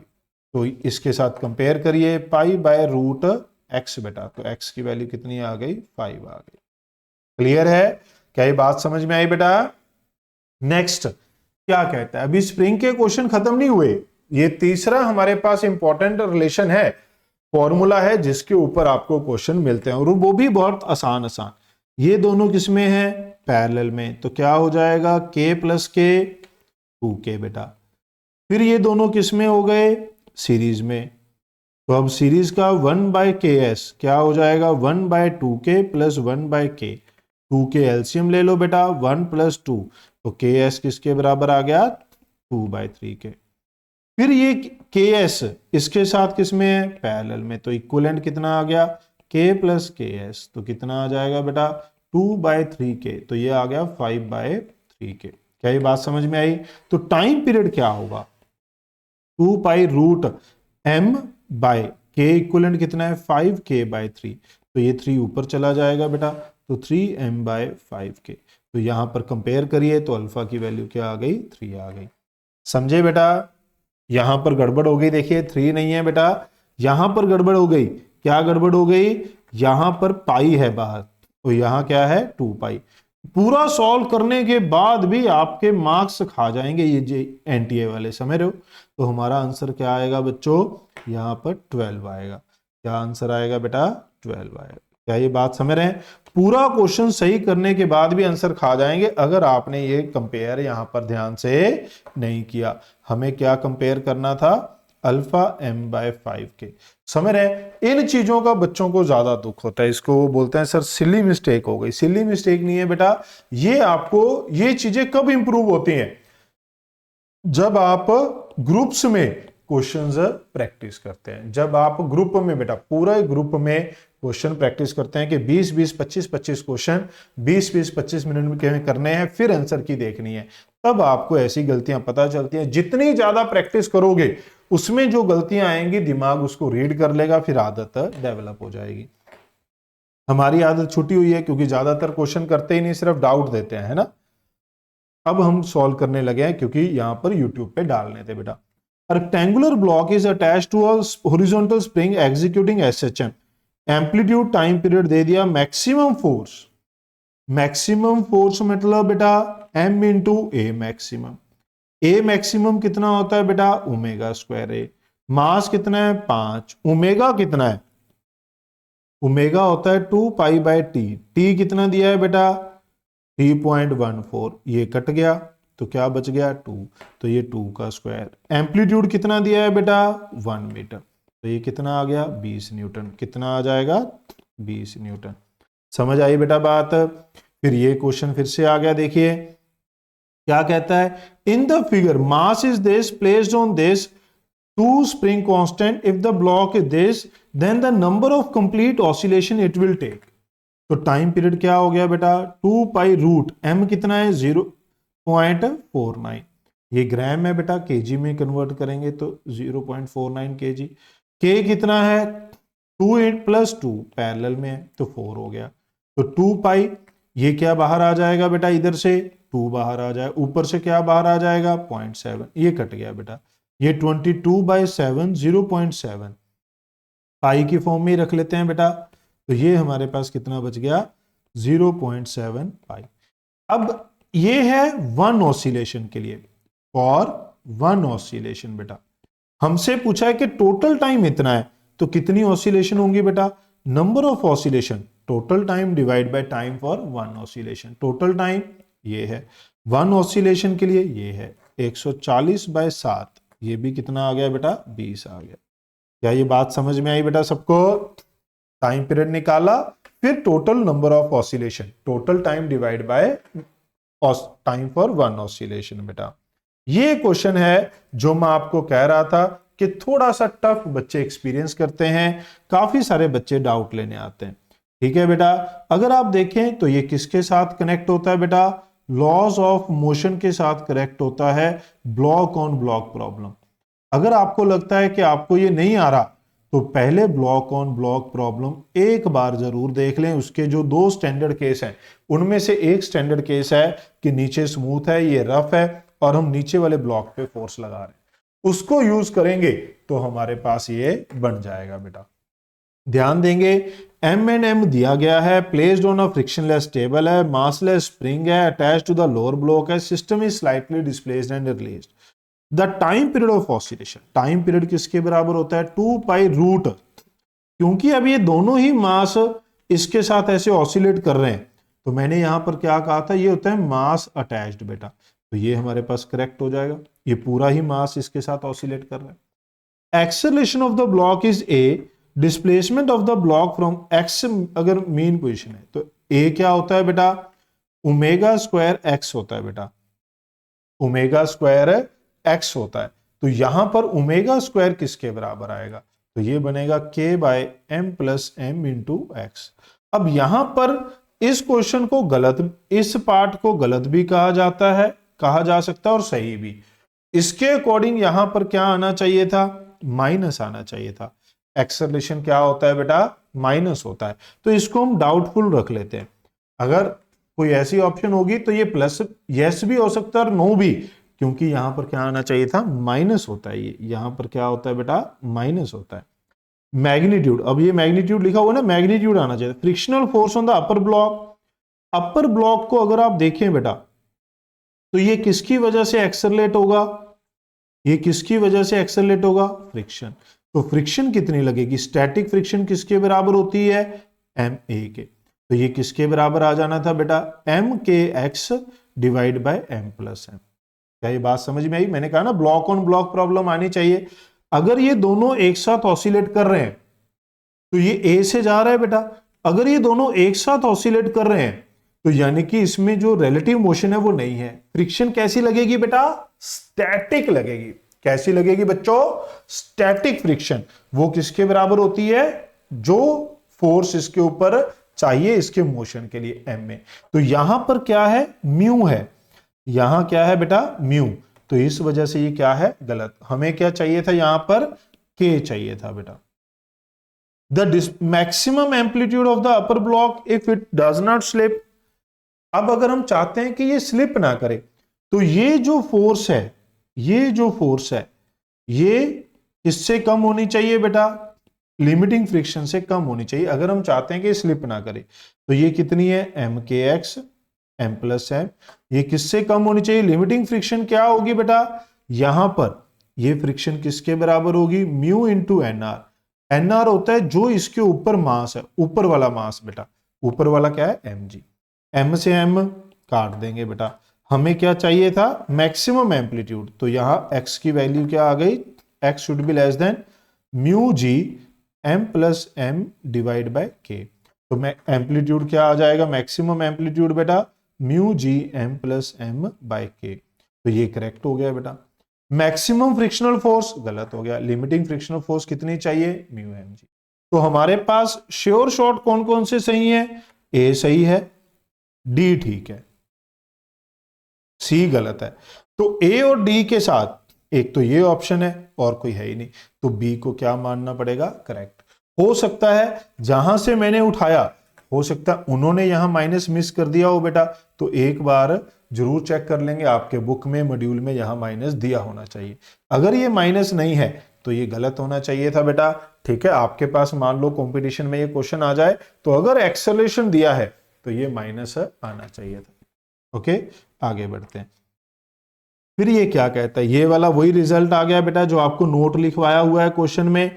2 ब्लॉक अटैच्ड है, स्प्रिंग रखा गया है, मासेस ये हैं, सेपरेशन नेचुरल लेंथ से छोड़ दिया गया बेटा, तो एंगुलर फ्रीक्वेंसी बतानी है।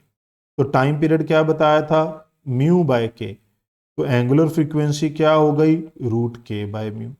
म्यू किसके बराबर है, रिड्यूस्ड मास 1 kg इनटू इसका मास कितना है बेटा 200 ग्राम, यानी कि 0.2 kg। तो ये 1 kg 0.2, 1 प्लस 0.2 बेटा ये कितना आ गया 0.2 बाय 1.21/6। के की वैल्यू कितनी है बेटा 150, ये कितना है 1/6, ये कितना आ गया 900, ये कितना आ जाएगा 30। तो क्या आ गया बेटा 30। ऐसा यूनिट में ही बताना था, कितना आ गया 30। समझे बेटा। नेक्स्ट, अभी भी देखिए स्प्रिंग ब्लॉक के ही चल रहे हैं क्वेश्चन। ओके, तो 2 ब्लॉक्स विद मासेस, 2 ब्लॉक हैं, मासेस दिए हैं बेटा, are attached to the end of the springs, the energy stored in A is E, energy stored in B निकालनी है, स्प्रिंग कांस्टेंट दिए, सेटिस्फाई द रिलेशन। ये relation यहां पर दिया गया है। तो अगर आप देखें तो एनर्जी किसके बराबर होती है, हाफ के एक्स स्क्वायर। बट इस क्वेश्चन में इलोंगेशन के बारे में तो कुछ नहीं कहा। फिर बच्चा कहता है सर मैं के एक्स को एम जी रख लूंगा, बिल्कुल रख लो बेटा। तो सीधा ही पुट कर दो यहां पर, इसको आप एफ स्क्वायर बाय के भी तो लिख सकते हैं, जैसे हमने वर्क पर एनर्जी में स्पेशली ये नोट लिखवाया था कि जब एक्स की फॉर्म में लिखेंगे तो हाफ के एक्स स्क्वायर, फोर्स की फॉर्म में लिखेंगे तो एफ स्क्वायर बाय के। अब यहाँ फोर्स क्या है, या फिर यहां से कर सकते हैं ना, या फिर इसको ऐसे भी कर सकते हैं, कोई दिक्कत नहीं है। तो यहां पर 1/2 ये आ गया m square g square by k आ गया बेटा। क्या आ गया, m square g square by k. तो अब जब मैं एनर्जी लिखूंगा इन दोनों की, तो you B by U A, तो किसके बराबर आएगा, एम बी का स्क्वायर बाय एम ए का स्क्वायर। के इनवर्स है के ए बाय के बी, जी तो कट ही जाएगा बेटा।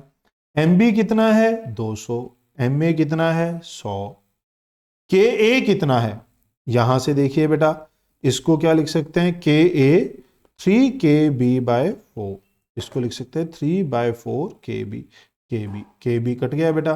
तो ये कितना आया 4 × 3/4, तो ये कितना आ गया 3। तो एनर्जी ऑफ बी क्या आएगी 3 टाइम्स एनर्जी ऑफ ए। ए की एनर्जी कितनी गिवन थी बेटा ई, तो क्या आंसर आ जाएगा 3। समझे बेटा, क्लियर है। तो ये हमारे पास था 2026 का क्वेश्चन। ये भी किसका था बेटा, जो पिछला क्वेश्चन था वो भी 2026 का क्वेश्चन था। क्लियर है, आगे बढ़ते हैं। नेक्स्ट आता है चौथा फॉर्मूला सिंपल पेंडुलम बेटा। चौथा फॉर्मूला किसका है, सिंपल पेंडुलम का। 3 हो गए, कौन कौन से, kinetic, potential and total, graph with graph, velocity हो गया, मैक्सिमम वेलोसिटी देखा आपने, स्प्रिंग ब्लॉक में भी कितनी बार यूज हुआ। फिर स्प्रिंग ब्लॉक सिस्टम का चौथा सिंपल पेंडुलम का बेटा। क्या कह रहा है, ध्यान से देखेंगे। कहता है सिंपल पेंडुलम अगर ये लेंथ L से हैंग कर रहा है तो इसका टाइम पीरियड होता है 2π√L/g। इसमें ध्यान रखना है, पहले कभी क्वेश्चन आए, अभी तो नहीं आया। L जो होता है वो सेंटर ऑफ मास से हिंज का डिस्टेंस। फिर आता है बेटा कंपाउंड पेंडुलम, इसमें G इफेक्टिव हमें लेना होता है बेटा अगर ये कोई अलग अलग कंडीशन हो। मैंने यहां सिर्फ ब्रीफ बताया है, अगर हमारे पास आपको डिटेल में या और फॉर्मूला देखने हैं तो आप हमारी वन शॉट वीडियो को देख सकते हैं बेटा। कंपाउंड पेंडुलम, जब हमारे पास स्ट्रिंग की जगह कोई भी मास ऑसिलेट करे तो ये हो जाता है 2π√I। आई क्या है, moment of inertia about the hinge, mg LCM, hinge से सेंटर ऑफ मास तक का डिस्टेंस बेटा। क्लियर है। फिर आते हैं कुछ स्टैंडर्ड रिजल्ट बेटा। अगर ये ब्लॉक इसमें वाटर में फ्लोट कर रहा हो या लिक्विड में तो इसका टाइम पीरियड होता है 2π√H in divide by G, जो इस ब्लॉक की हाइट अंदर है।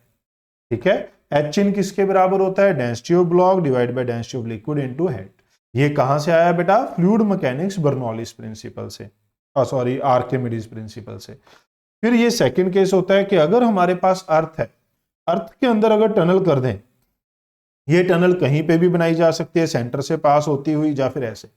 तो इस सेंटर में अगर कोई पार्टिकल ऑसिलेट करेगा इस टनल में तो उसका टाइम पीरियड होगा 2π√R/g 84.6 मिनट बेटा, 84.6 मिनट, और इसे लिख सकते हैं 1.4 आवर्स बेटा। क्लियर है। क्वेश्चन करते हैं, क्या कहता है, ध्यान से देखेंगे बच्चों। कहता है a simple pendulum is placed at a place where its distance from earth surface is equal to radius of earth। ये G के ऊपर बेस्ड आ गया, एक्सेलरेशन ड्यू टू ग्रेविटी के साथ मैच करते हुए बेटा। अगर हम देखें तो हाइट h पे एक्सेलरेशन ड्यू टू ग्रेविटी क्या होती है 1 + h/r। अब क्वेश्चन में क्या दे दिया, from the surface of earth equal to radius of earth. ये h सरफेस ऑफ अर्थ से ही मेजर की जाती है बेटा, तो ये r/r का स्क्वायर आ गया, ये कितना आ गया G/4 आ गया।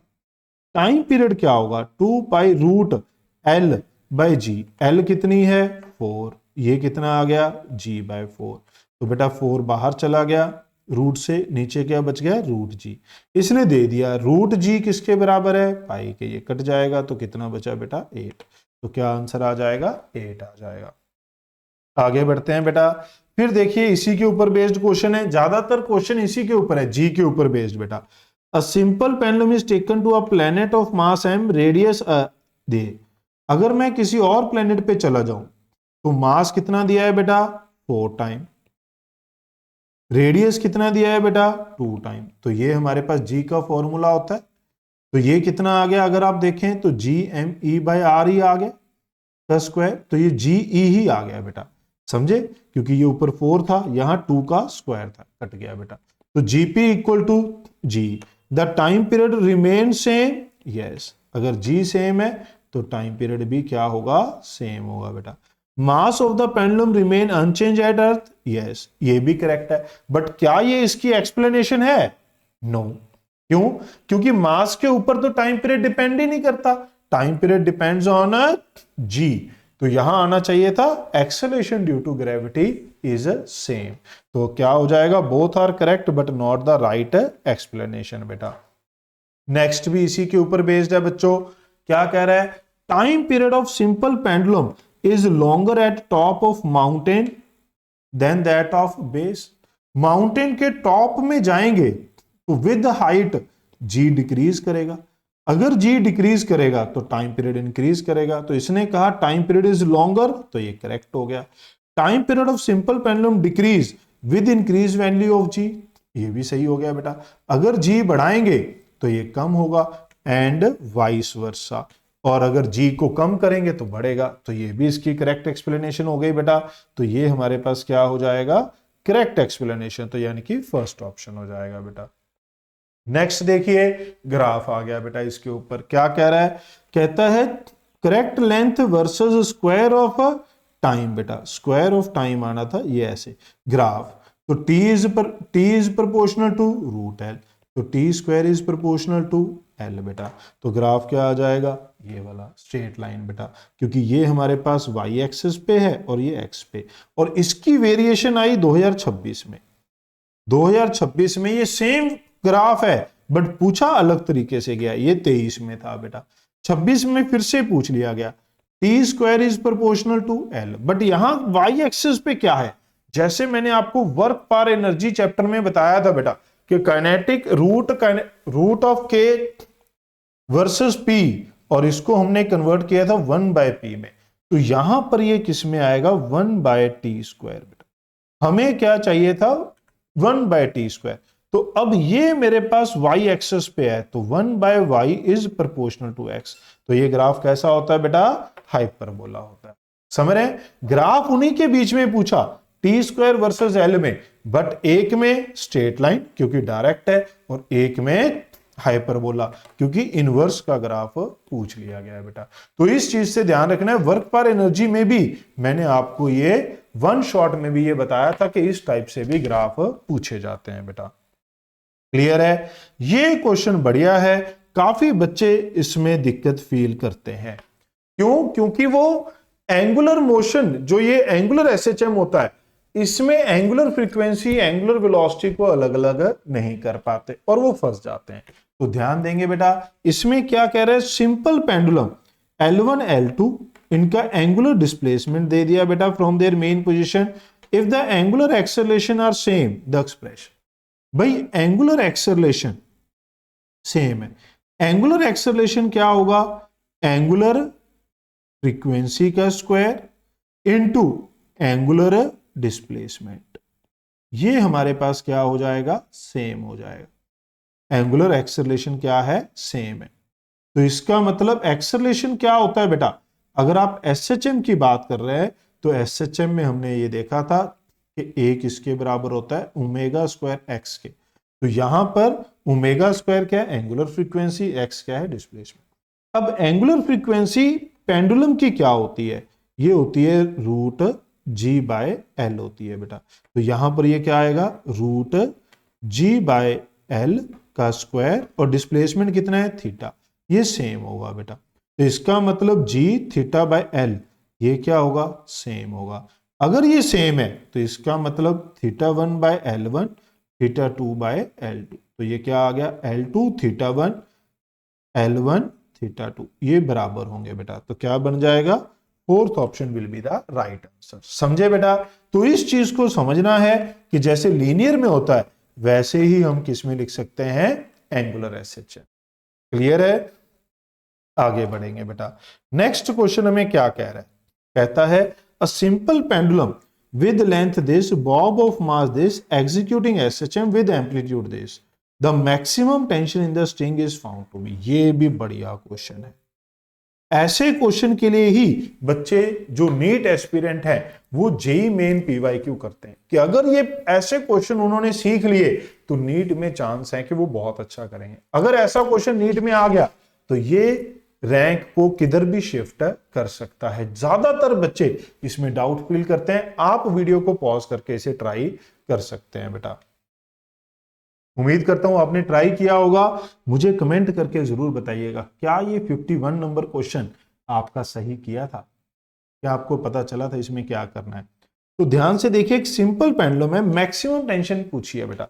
एक सिंपल पेंडुलम एक वर्टिकल सर्कुलर मोशन भी तो करता है, एक वर्टिकल सर्कुलर मोशन की तरह भी तो होगा। जब ये यहां से नीचे आएगा बेटा तो मैक्सिमम टेंशन कहां होती है, मैक्सिमम टेंशन होती है जब ये लोएस्ट पोजीशन पे होता है बेटा। ये किसके बराबर होती है, mg plus mv square by L के। तो हमारा मेन काम है पहले v मैक्स लिखना। v मैक्स किसके बराबर होगा, ये होगा ओमेगा इंटू ए। ओमेगा क्या होता है, रूट जी बाय एल, और एम्पलीट्यूड हमें दिया गया है। क्या ये बात समझ रहे हैं? तो रूट जी, जी की वैल्यू मैं नहीं रखता एक बार, एल की वैल्यू 1 मीटर, 1 मीटर, ये 1 है। एम्पलीट्यूड 10 सेंटीमीटर, 0.1, तो ये आ गया रूट जी बाय 10 बेटा। क्या ये बात समझ में आई? क्या ये बात समझ में आई बेटा? अब अगर हम देखें टेंशन, मैक्सिमम टेंशन किसके बराबर होगी, mg प्लस mv मैक्स का स्क्वायर डिवाइड बाय एल। मास कितना है 1/4, g ऐसे ही रख लिया मैंने एक बार। मास कितना है 1/4, ये कितना आ गया g/100, l कितना था 1, ये कितना आ गया बेटा g, रूट g का स्क्वायर करेंगे ना तो g 10 का स्क्वायर 100, l की वैल्यू 1। इसमें से क्या कॉमन आ गया, g/4, ये बच गया 1 प्लस। अब अगर आप देखें तो g की वैल्यू, क्योंकि हमें 10 नहीं गिवन, तो हमें क्या पुट करनी पड़ेगी बेटा 9.8। जब आप इसे करेंगे तो ये हमारे पास किसके बराबर आ जाएगी बेटा, 101 से मल्टीप्लाई कर दीजिए, ये 9898, एक डेसिमल लगा दीजिए बाय 400। हमें यहां क्या चाहिए 40, तो ये 98.98 डिवाइड बाय 40, आप इसे क्या लिख सकते हैं 99/40। क्या ये बात समझ में आई? तो हमारा आंसर कितना आ जाएगा 98। क्लियर है बेटा? तो ये हमारे पास आंसर आना चाहिए। और इस तरीके से ये क्वेश्चन करना है तो क्या साथ में ऐड कर दिया, एसएचएम के साथ सिंपल पेंडुलम ऐड कर दिया, वर्टिकल सर्कुलर मोशन, एसएचएम के साथ ग्रेविटेशन का कंसेप्ट ऐड कर दिया। आप मेरी बात समझ रहे हैं? तो ये सारी चीजें जब बाकी सभी चैप्टर भी कंबाइन होकर आपके पास आ सकते हैं। नेक्स्ट क्वेश्चन देखिए, ये क्या कह रहा है, ये आसान क्वेश्चन है बेटा, 2026 का है। क्या कहता है, कहता है a simple pendulum of string length this perform 20 oscillation in 10 second. तो फ्रीक्वेंसी क्या हो गई 20 ऑसिलेशन 10 सेकेंड, तो 2 ऑसिलेशन पर सेकेंड f1। ये किसके बराबर होता है 1/t, तो ये आ गया 2 pi root g by L. Length of the string required, ये लेंथ गिवन थी। अगर हमें फ्रीक्वेंसी कितनी चाहिए 40 in the same duration, 44 oscillation per second time t2, ये हो गया 1/2 पाई रूट g बाय l2। तो लेंथ चाहिए हमें, तो 2/4 ये किसके बराबर आ गया बेटा L2/L1। इनवर्स था ना, जब हम इन दोनों को डिवाइड करेंगे तो L1 नीचे रह गया, L2 ऊपर चला गया। स्क्वायर कर देंगे 1/4 L2/L1, तो L1 कितना, L2 कितना आ गया बेटा L1/4। 4, तो 30/4 7.5 सेंटीमीटर। तो कितना आ गया बेटा 7.5 सेंटीमीटर। क्लियर है? आगे बढ़ते हैं। तो ये थे क्वेश्चन हमारे पास बेटा फ्रॉम सिंपल पेंडुलम। आपने देखा 55 में से 10-12 क्वेश्चन सिंपल पेंडुलम के हैं। ठीक है, अब ये दो हमारे पास 2 या 3 क्वेश्चन ये हमारे पास थोड़े रेयर हैं बेटा। किसके ऊपर बेस्ड हैं? जो हमने स्पेशल केस बताए थे। ये 2026 में भी आया हुआ है, नीट में भी आया हुआ है, जेई मेन में इससे पहले भी आया हुआ है। A cylindrical block of mass m radius area a floating in the liquid of density rho with the axis vertical depressed little and released performing SHM। Time period किस पे डिपेंड करता है बेटा? क्या लिखवाया था? हाइट इन बाय जी। ये लिखवाया था ना आपको, वन शॉट में भी लिखवाया है, सभी अपने ऑफलाइन लेक्चर में भी लिखवाया है। ठीक है, ओके बेटा। तो क्या लिखवाता है? ये वाला ऐसे। तो जितनी हाइट अंदर होती है उसके प्रोपोर्शनल होता है टोटल हाइट h। तो हाइट इन किसके बराबर होती है? Density of block divide by density of liquid into total height. But यहां हमें मास चाहिए। मास किसके बराबर होता है? Density of block area into height बेटा। वॉल्यूम क्या होती है? Area into height. तो यहां पर density of block into height किसके बराबर आएगी? m/a। तो ये किसके बराबर आ गया? m/a rho L. Rho L क्या है? डेंसिटी ऑफ लिक्विड, वो रो गिवन है तो रो लिख दिया बेटा। तो यहां पर हम क्या पुट कर देंगे? 2 पाई m/a रो जी। तो क्या आंसर बन जाएगा बेटा? Fourth option is the correct answer. ये रो किसका है? लिक्विड का। लिक्विड का कितना गिवन है आपको? रो बेटा। समझ रहे हैं? इसी के ऊपर बेस्ड है हमारी इस वीडियो का लास्ट क्वेश्चन। मैं शुरू से 55 कह रहा था, 54 क्वेश्चन है बेटा, थोड़ी सी गलती लगी है। 54 क्वेश्चन हैं। This is the last question of this video, जिसमें हमने डिस्कस किए JEE Main PYQ from chapter simple harmonic motion SHM बेटा। उम्मीद करता हूं सभी क्वेश्चन के सॉल्यूशन आपको अच्छे से समझ में आए होंगे। आपने वीडियो को लाइक किया होगा, और अगर आप हमें कमेंट करके बताएंगे तो हमें और अच्छा लगेगा। हाइप कर देंगे तो फिर बात ही क्या है। कर देना है बेटा, हाइप जरूर करना है। ओके, आगे बढ़ते हैं। तो नेक्स्ट क्या कहता है?